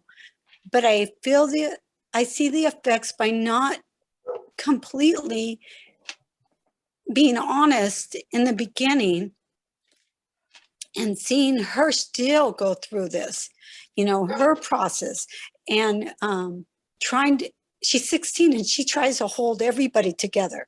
Her other brothers and sisters, she's trying to support everybody. So I'm glad you're touching on this, because it's a good learning tool for myself and still processing this after all these years. And I would venture to guess you'll process it for a very long time, because, in the moment, at the time, with what you knew, you did what you thought best to do. And I also hear the tears in your voice of, wasn't enough. And even the tears over the loss. I mean, I can hear that in your voice. And hindsight is always the best teacher, is it not? If you knew today, what you could have known then, what you know today, you probably would have done things differently. And even without this class, when I say today, even without this class, you may have done things differently, because years have passed and reflection says, well, maybe I could have done it differently. But if she does come, if she does come to you and say, well, why didn't you tell me? I think you need to be honest with her and say, your own, perhaps share with her what your own feelings were. You really didn't and honestly, I didn't know how to do it. So this was what I thought would be best for you at the time. And I think if you give her that honest response, she may not hold any anger about what she was left out of. I think I say, if that makes any sense.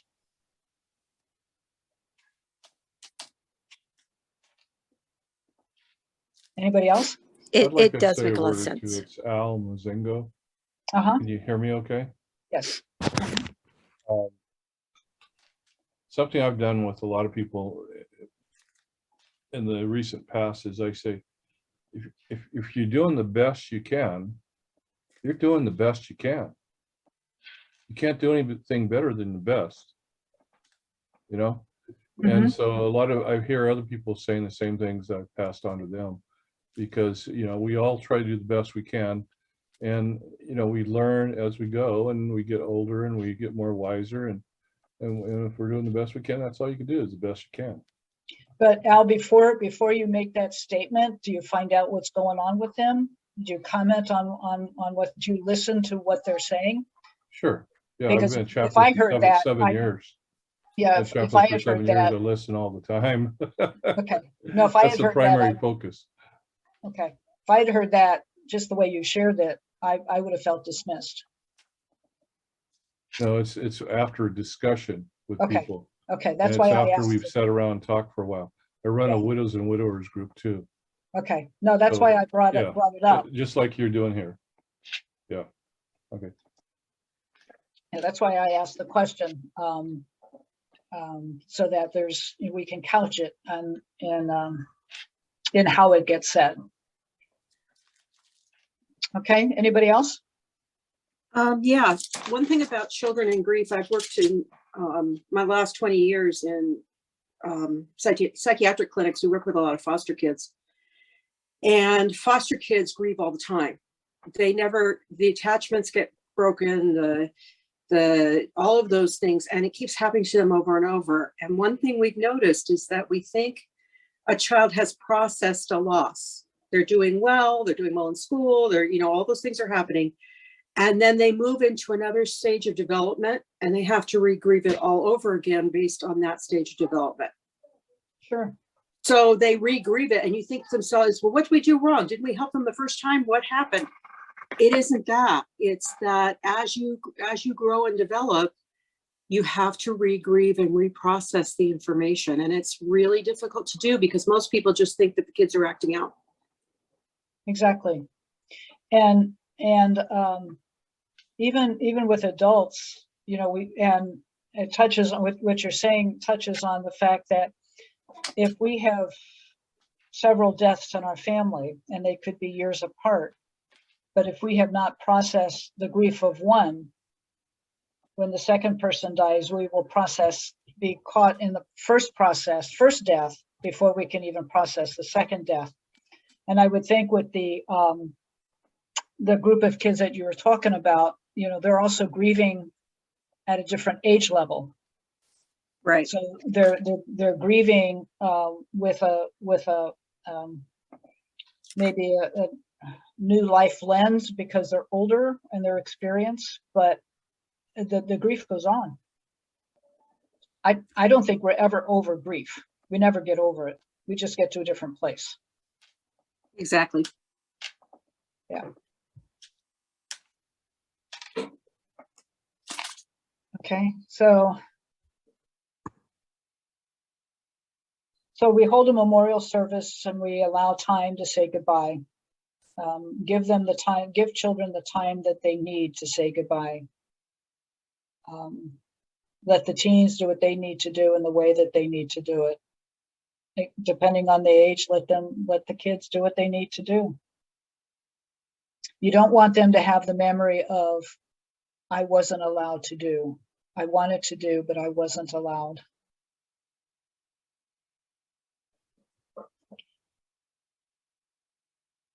Before a service, let the children know what is going to happen, who will be there, let them be prepared with the information. If they can, let them make choices. Because, like I said before, this will be their memory. When we have kids come to the hospital and their parent is dying, and they're kids like 10, 11, 9 years old, before we let them into the room, we explain to them what they're going to see. All the tubes, all the I call them hoses, all the tubes, the intubation, the machines, what they're looking at, why all of this is around, and maybe even what their loved one's going to feel like as they touch. So there's no surprises. There's not going to be a negative memory of walking into a room and seeing their mom or their dad intubated and a machine breathing for them and making sounds. What the heart monitor is doing and the beeping and the tubes. So too with the funeral, let them know what they're going to be seeing. If they choose not to participate, then let them create their own memorial. How do they want their loved one to be remembered? If they don't want to go to church or whatever that memorial service may be, how are they going to want to have a memory? Could be something simple as planting a tree, keeping a candle lit somewhere, something that's going to allow them to know that the person that they loved is important and needs to have a memory. So they grieve in cycles. They could be sad one day and happy the next. And again, they may act out in their play. They take a break from grief. Usually adults do not, and that's okay. It's okay to let them laugh. It's okay to let them be kids.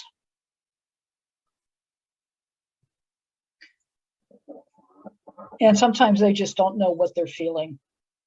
So we may need to help them feel and do and be the kind of person that they need to be in the moment. And if they're school kids, obviously it's good to have parents tell the teachers that they've had someone in their family die, and the teachers will be able to kind of be a partner in having the children grieve, and perhaps how they're acting in school. If the teacher doesn't know that there's been a death in the family and the child begins to act out, teacher doesn't know, then there could be consequences that may not need to happen if the school is aware of the death. So teenagers in grief, we all know teenagers do things way different, and their response to grief would be who the person was, what the relationship was like, how the individual died, who their support system was, their past experiences of death. What helped them through their past experiences. Have them talk about what they feel is an inner strength for them. What gets them through the hard times? And would this be something that can help them now? We would want them to express their feelings like the rest of us, and to let them know that whatever they feel is okay. So what would be helpful is to acknowledge their questions, their opinions, their thoughts, their anger, their hopes, whatever, to acknowledge that. We need to be patient with them and be open-minded. We need to be available. We need to sit. We need to listen. We need to help them discover the answer to their questions. And to let them know that what they are feeling is normal.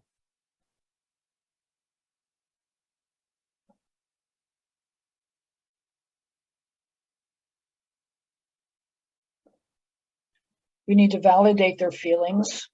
Don't dismiss them. And check in with maybe other adults who know them, their parents, their friends, their school teachers, a coach, somebody who may know them and help them also journey through the things of grief, and to help them understand that grief is a process. They may feel fine for months, and then suddenly they're not feeling so good again. And of course, teens in grief with the God question. And I would think that in today's world, this one might be of stronger issue, because we are becoming, with the use of social media and whatnot, secularism is more part of their life than probably past generations. Any questions? We doing good? So then we have this one. Complicated grief or traumatic grief. We talked a little bit about this one. This one is defined as an abrupt, an unexpected loss. We're not just mourning the loss, we are traumatized by it. One goes to movie school, work, out to eat, and then never comes home. We never got to say goodbye. We never got to give them that last kiss, that last hug. And then it leaves a potload of questions behind.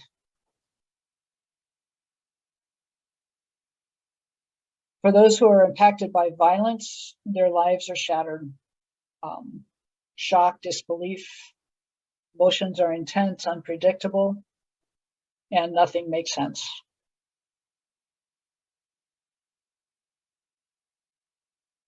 So as we looked at the components of normal grief, when it comes to traumatic grief, there are 12.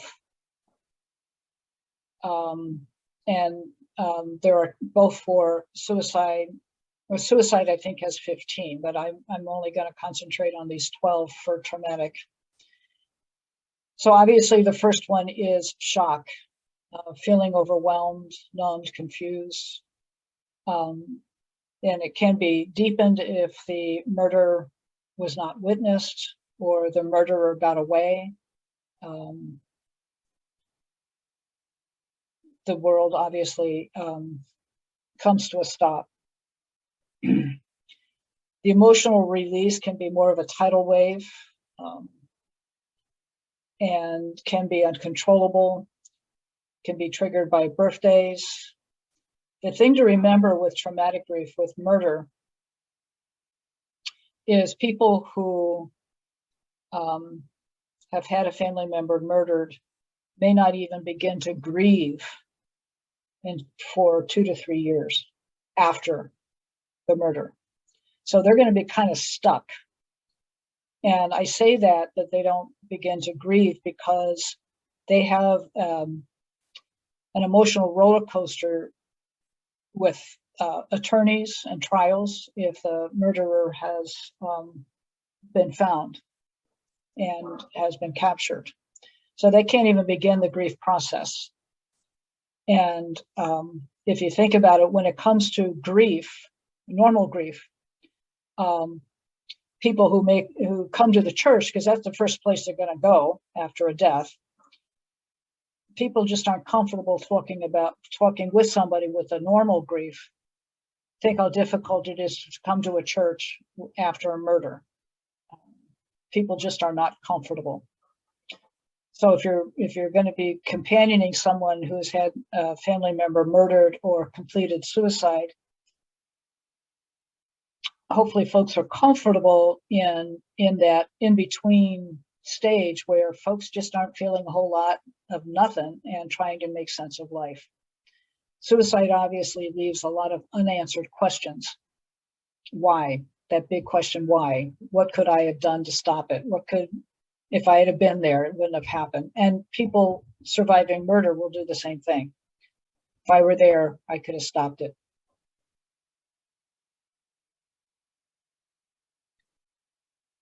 You have depression and isolation. Sadness is a natural response. And depression is deepened with sadness.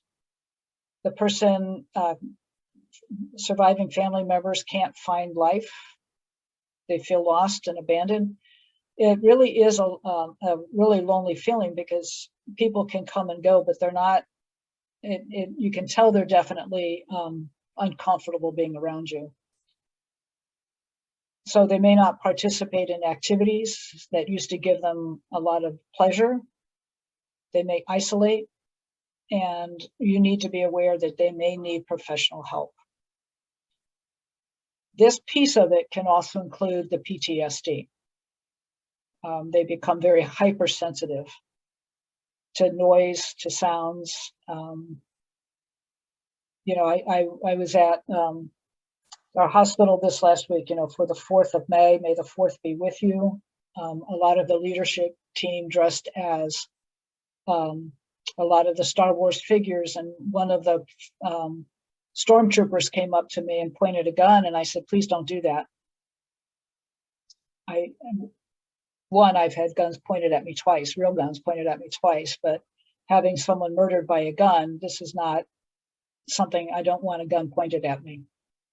So you got to be aware of simple triggers that could set somebody off.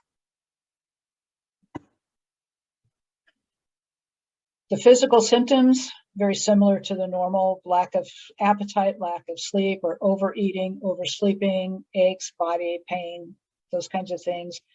There's an overwhelming, complicated feeling of guilt. If I had been there, what if I had done? And that's, you know, for those that sit and listen and you know what happened with the murder, you can say, you can think to yourself, you know, that's just irrational thought. There's nothing you could have done to change it. But that's my feeling, and you can't take that feeling away from me. The only thing you can do is sit and listen to the powerlessness and the guilt that I have because I survived, they didn't. I didn't even have to be in the same area, same state, whatever. But that's how irrational guilt can be. Again, flashbacks, thoughts, behaviors, that powerlessness, that again, the PTSD is part of this, can feel off balance, can become fearful.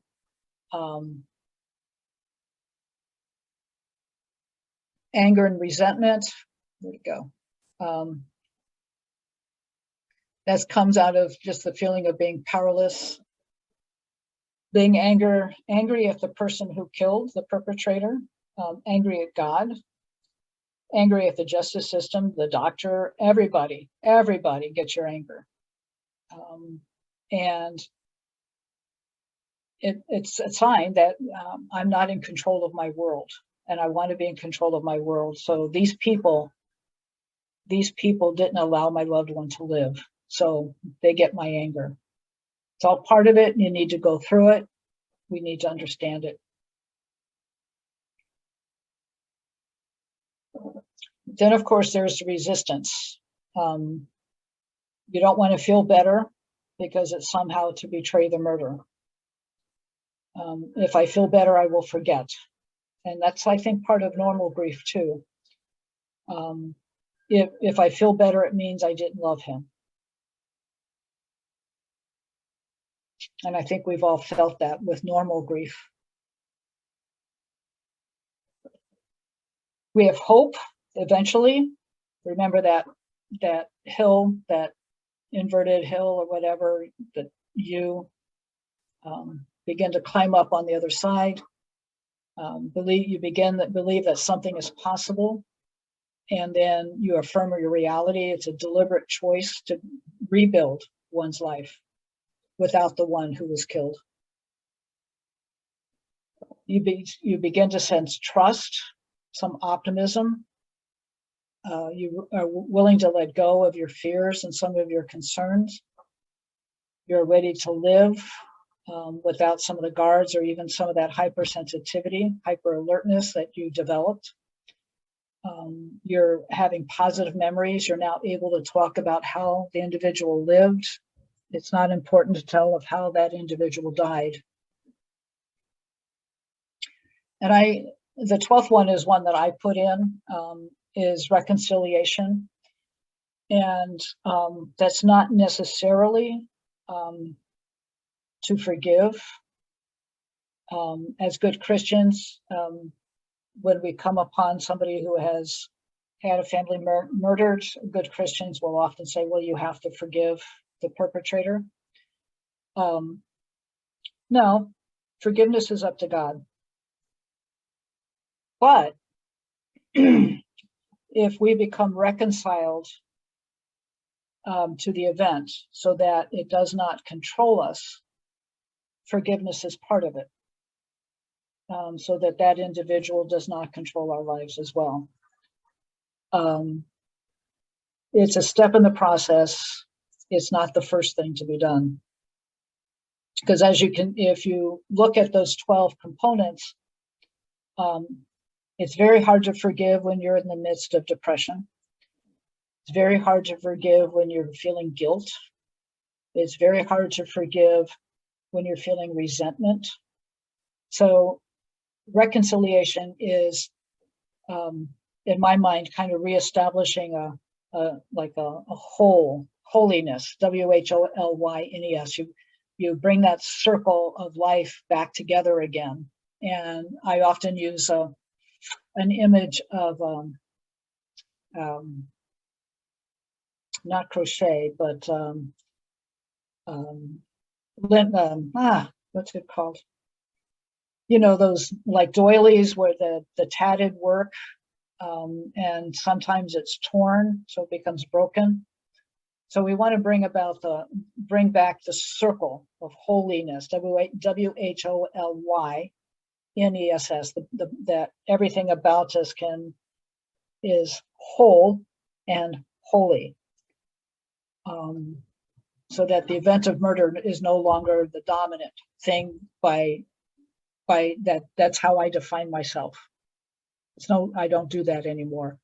I am who I am. And a murdered family member is just part of my background. Okay, does that make sense? it does. Sister, I don't think the slide on the screen you're sharing is forwarding. You. Oh, sorry. Mhm. I've been working off my iPad too, so I that, thought so. I thought so. okay. Now you can tell how good I am at multitasking now. Okay. So in this one, the reconciliation is a creative act that changes us from prisoners of the past to a liberated people of peace with our memories. It is not forgetfulness, but it involves accepting the promise that the future can be more than dwelling on memories of a past injury. Reconciliation breaks the cycle of hatred, resentment, anger, and pain that is often passed on to those around us. Forgiveness helps you make peace with your past. Okay, so that's all. That's how I've defined the reconciliation that takes place in the healing. And it's number 12, but that doesn't mean it can't happen at stage 5. And again, like the components of normal grief, you go back and forth. When you think you're done, something's going to happen and it's going to pull you back in. Questions or thoughts? So the complications of grief, if we don't pay attention to it, as I said, it begins to find its way out, and maybe we're not even aware of it. So there are many conditions around bereavement which can affect the grieving process, the physical, the psychological, the behavior. We talked a little bit about unresolved grief, untreated grief, because if we have unresolved grief or untreated, it does have a way of returning and then complicating the healing of a next. I'm sorry, sister, we didn't receive that either. Okay, if you can, in the chat, just put your email address and Jose will send them all to you. Okay, all right, thank you. So if we look under definitions, we have complicated mourning. So it's a delayed or incomplete loss in the grieving process.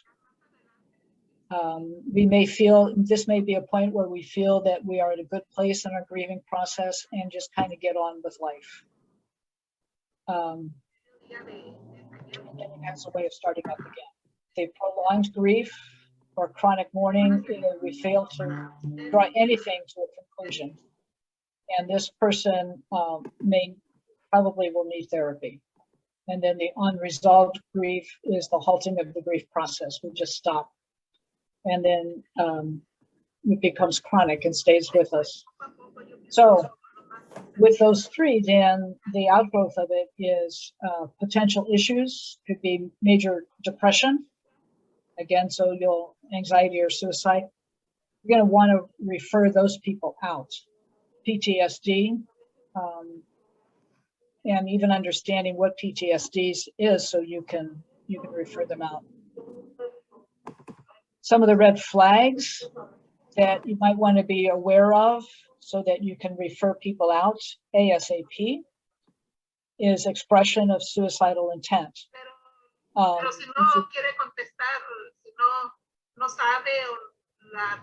getting somebody else here.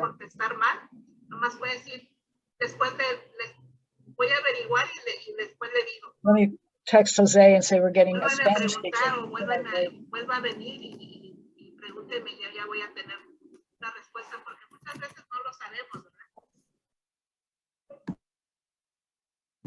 Sorry, sister.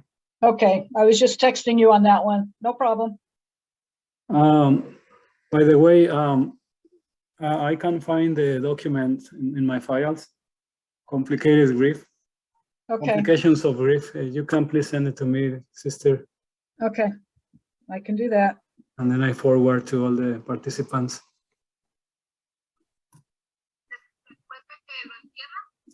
We're still getting that Spanish speaker, Jose. So some of the red flags to be aware of that you're going to refer folks out to is suicidal intent. And as Parish ministers, you're going to be mandated reporters.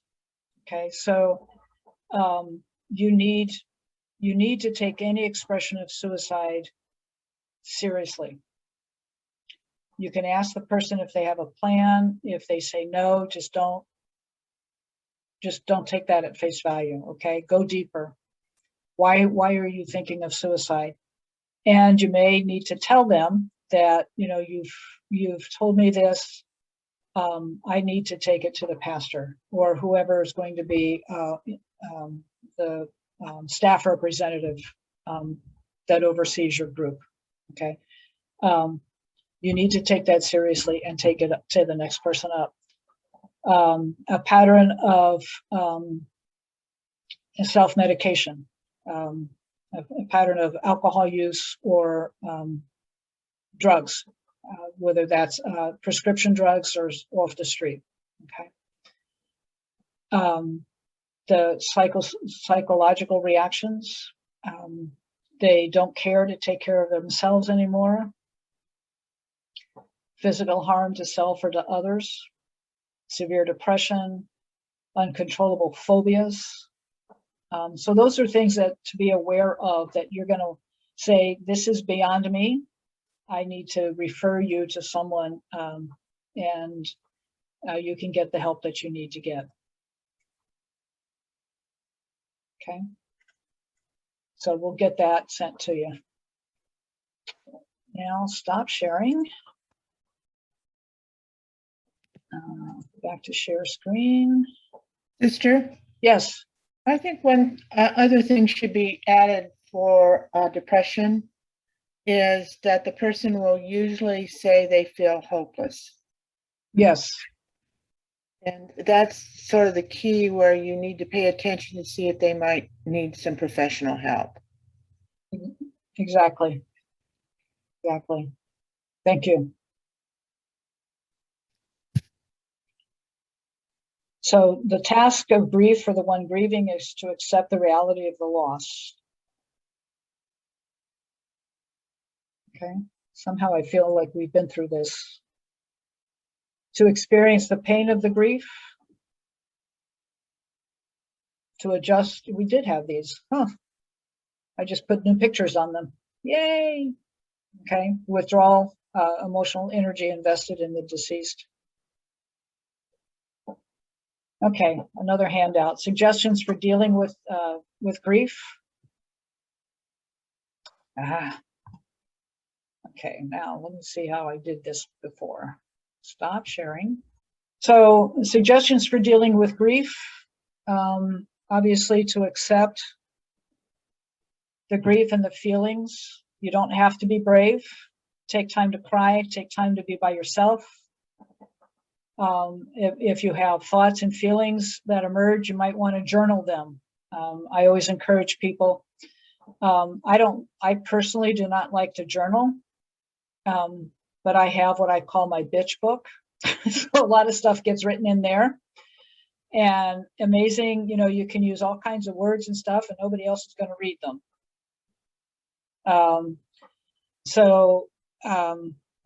That's another, if you have a journal, you can get it outside of yourself. You don't have to hold it inside, especially if you don't have anybody you feel comfortable talking with. Talk to your feelings to someone who listens without judgment. They won't talk, they will listen, and you're not going to snap out of it.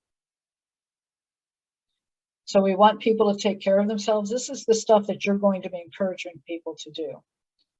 You're going to want to take care of yourself. You want to eat, exercise. Even if you don't feel like eating, eat something. Healthy something. Drink something. Preferably not alcohol. Okay. Do something nice for yourself each day. You're worth it. Don't judge yourself if you can't even do the simplest things. Be patient. Got to try to resume normal activities, but don't be frantic. If you feel guilty, well then feel it and journal about it. Don't put it on the back burner, because you're not going to be able to let go of it. Get help if necessary. You got to grow in your own understanding of the meaning of death and the meaning of life. It's kind of like, why are we here? Participation in a funeral or memorial service can be helpful. Get together with old friends. Talk about your loss. It's okay. Postpone major decisions, particularly with spouse loss. Sometimes people are encouraged to move out of the house, get rid of things.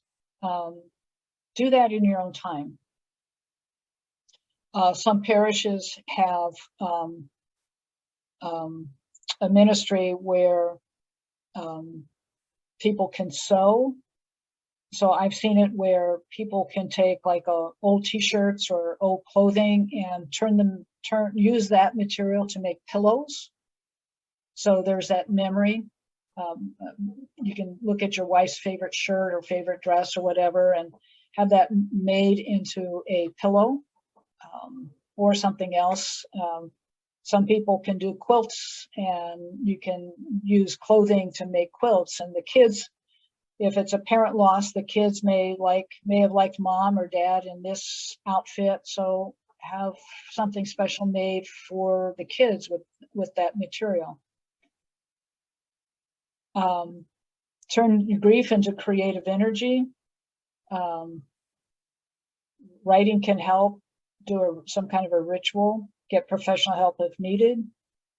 And just be patient. Not many of us are patient with ourselves. And we're not patient with our own feelings. So we want to be someplace else now. I want to be over this now. So grief counseling, remember, you are not a therapist and know your limitations.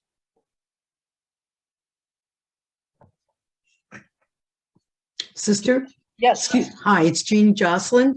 I have a question. Hi. I, as well as a couple of people, it looks like we are licensed therapists. So I think one of the questions is, in my parish, Immaculate Conception in Colton, we want to get a bereavement ministry started. And that what brings me to these classes now.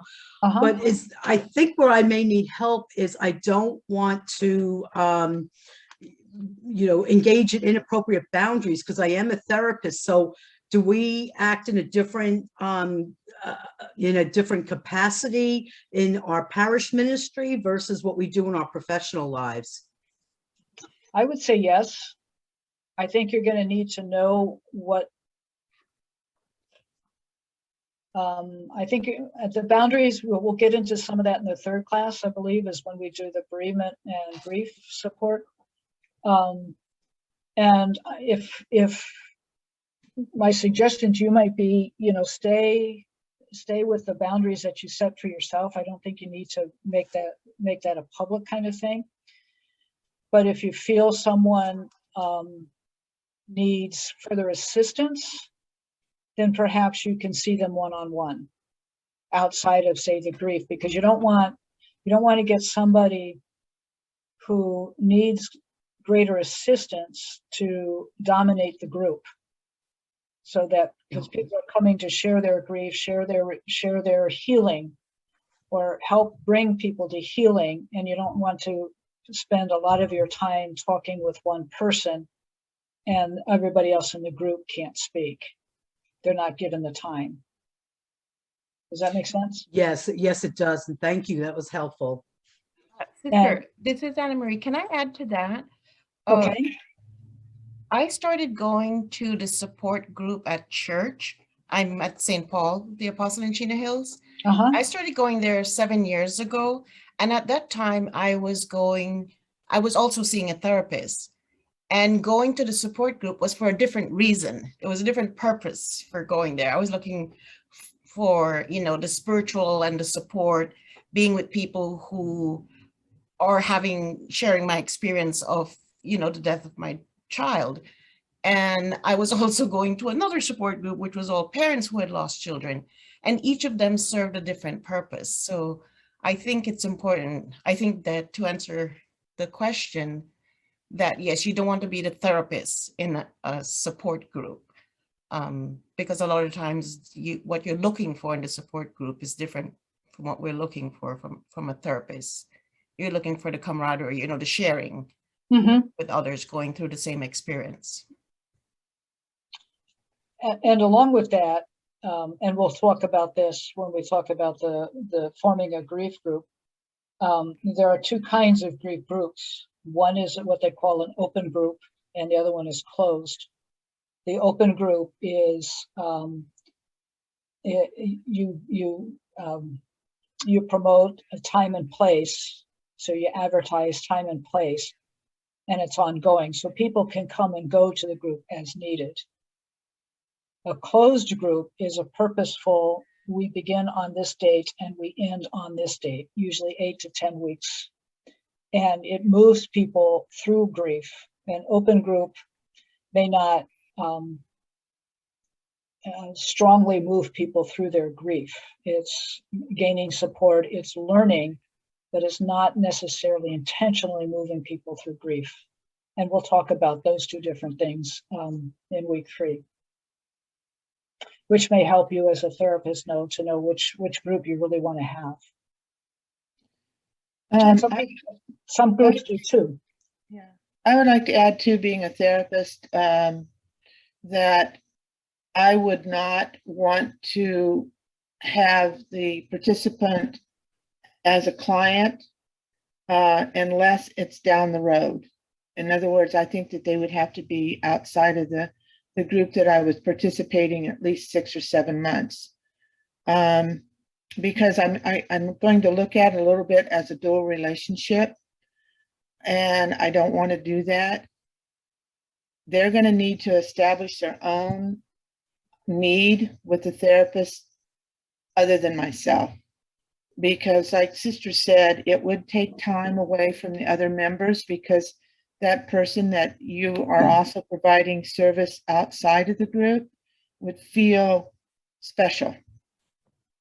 And so I don't think that we could do both.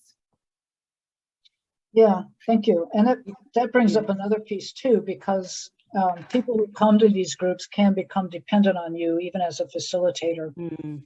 And most groups will want to continue. If you have a closed group, they'll want to continue to meet because they found good support. But you as the facilitator may not be able to meet with them because you're going to get ready for another group. And you don't want to create a dependency. You want to have people be their independent self working through their grief. Yes, thank you. That was, all of those comments were helpful. Thank you very much. Okay, so are we good? Anybody else? Okay, so we want things to be proper. We want to say the right things for the right reasons. Formulated statements sound trite. So, we've already talked about some of the religious responses. Other things like they're in a good place.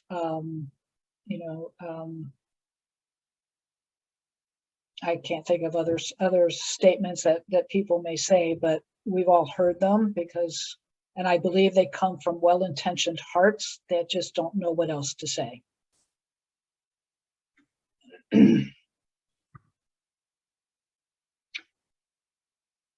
Slide's not progressing. Yeah, that's what I found when my daughter died and when my husband died. People were saying the most ridiculous things. And the way that I handled it was I just smiled and said thank you. And in my head, I thought, you're an idiot. Why are you saying that? But I wasn't going to. In other words, it allowed me to recognize that they were just being an idiot, but they didn't know what to say. And so they were trying. And I took it as trying, not as being insulted by it, because you could get insulted or hurt very badly by some of those trite things that people say to you, and you got to be careful with it. But that's how I handled it. Was just okay.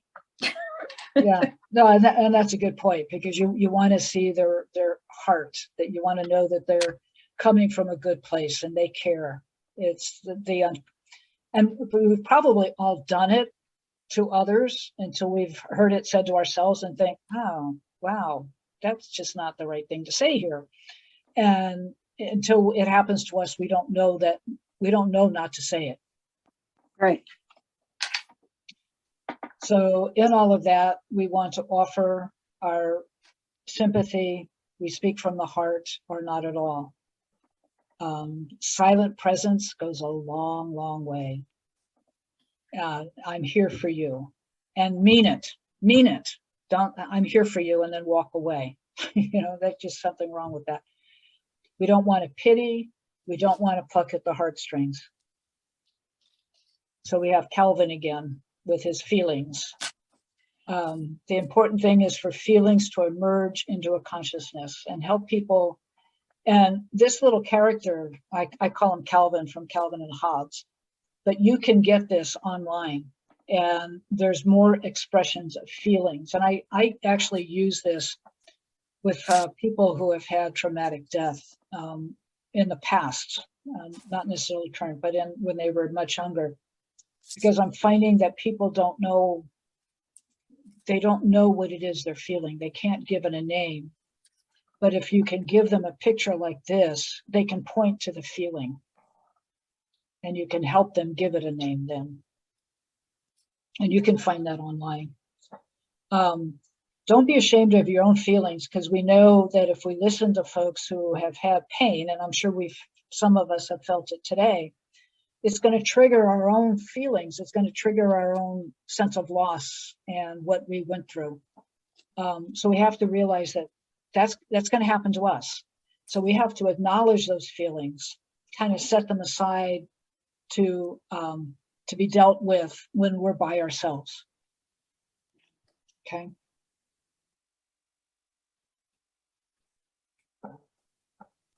So in the early stages, having somebody take over simple tasks can be helpful, and it allows the person to grieve.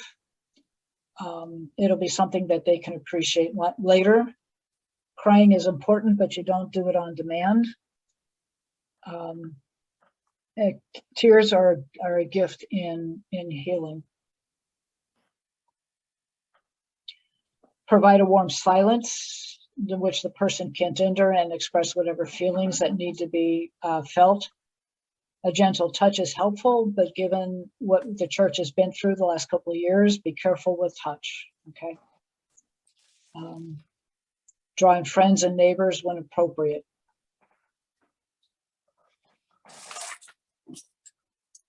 The intensity of the emotion can be intense, so don't feel alarmed. Don't be upset by it. If you feel uncomfortable, recognize that and tell yourself it's okay to feel uncomfortable, because we're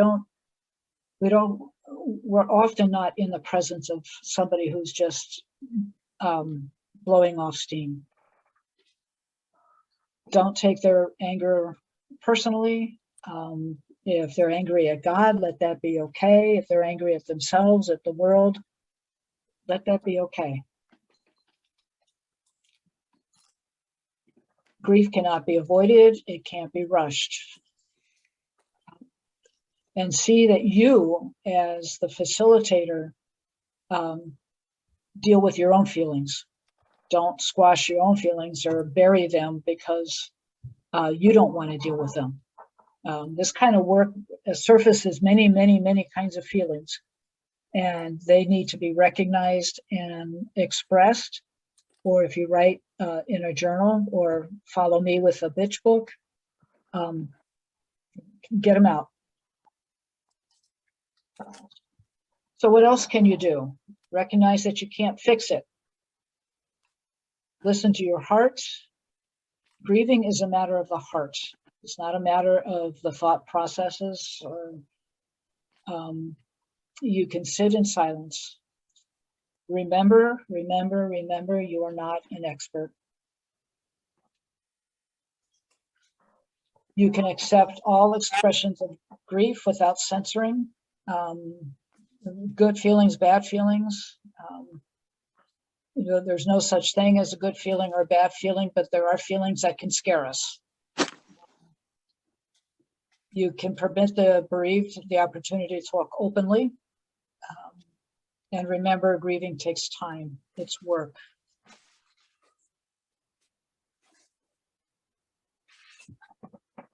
avoid cliches. She's out of pain. It's God's will. I know just how you feel. Well, even if you've been through grief, if you've been through spouse loss, husband, you don't know how that person feels because you don't know the relationship. Your relationship with your spouse was different than the relationship I have with my spouse. So you don't really know how I feel. You can simply say, I'm sorry. You can say your heart must hurt. Be honest, say, I don't know what to say.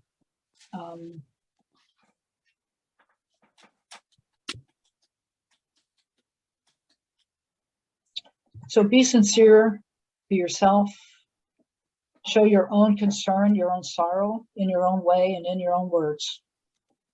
Okay. We're limited people. God made us limited people. So we're not going to have all the right answers. We're not going to have the healing touch. We're not going to have, but we can have that healing presence. Just being with somebody can go a long way. Sitting in silence can go a long way. Okay, so that's pretty much all I have for today. Any questions, any thoughts before we bring it to an end?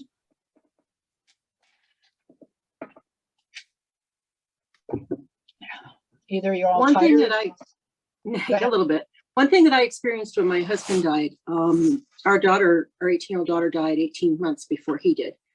And he was miserable for the rest of his life because of that. Mm-hmm. And at the time that he died, I felt a sense of relief because he wasn't miserable anymore. And then you start feeling guilty because you feel a sense of relief because somebody died. So that's one thing that you can watch for, especially if there's been a long illness or any of those types of things where people are relieved that the person has gone on. Sure. It's people don't think about that feeling, and then the fact that you feel guilty because you have that feeling because you're not supposed to be happy because somebody died. Exactly. And so Exactly. it can be that's another place where you need to watch for people to help them understand that that's okay. You can feel relieved. Exactly. And as a facilitator, you don't have to. What do you mean you feel relieved that he died? Tell me, no. It's another. Be aware of the reaction, but you have a loving response to it as well. Yeah, it's a very common feeling with, like you were saying with your husband, but even after long illnesses, people can say that they're glad that their loved one died.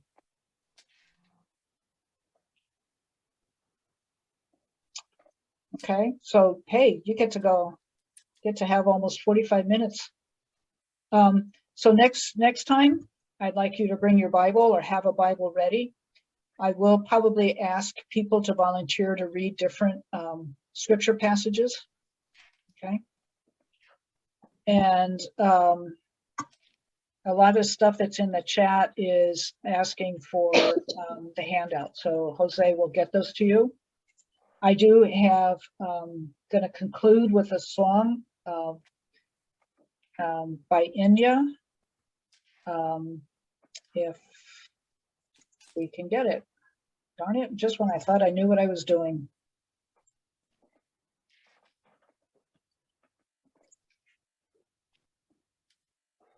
Okay, maybe not. I thought I had it. Ready to go.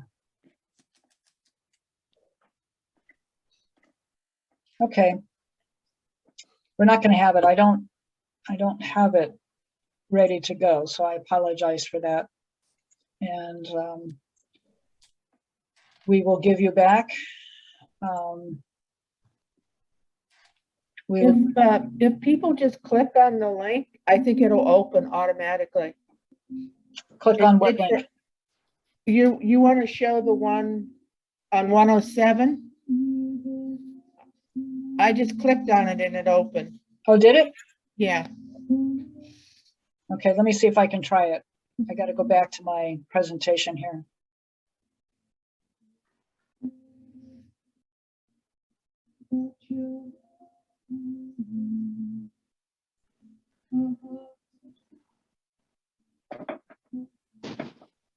Nope, it's not doing, oh, let's see.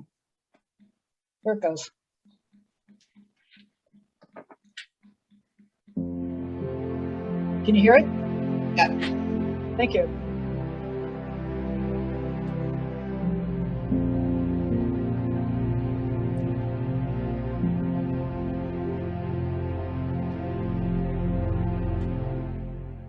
Where are you this moment? Only in my dreams. You're missing, but you're always a heartbeat from me. I'm lost now without you. I don't know where you are. I keep watching, I keep hoping, but time keeps us apart. Is there a way I can find you? Is there a sign I should know? Is there a road I could follow to bring you back home?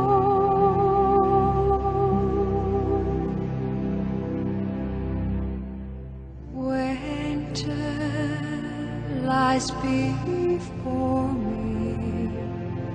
Now you're so far away.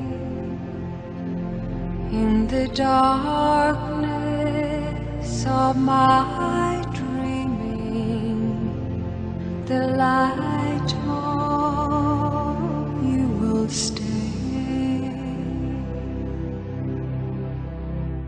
If I could be close beside you, if I could be where you are, if I could reach out and touch you and bring you back home.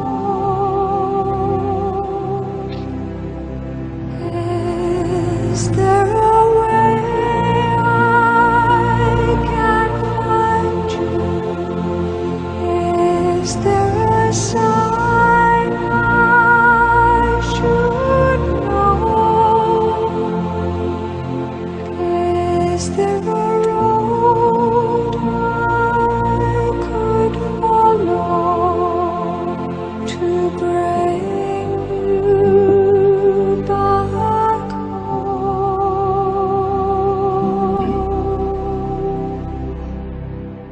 to me?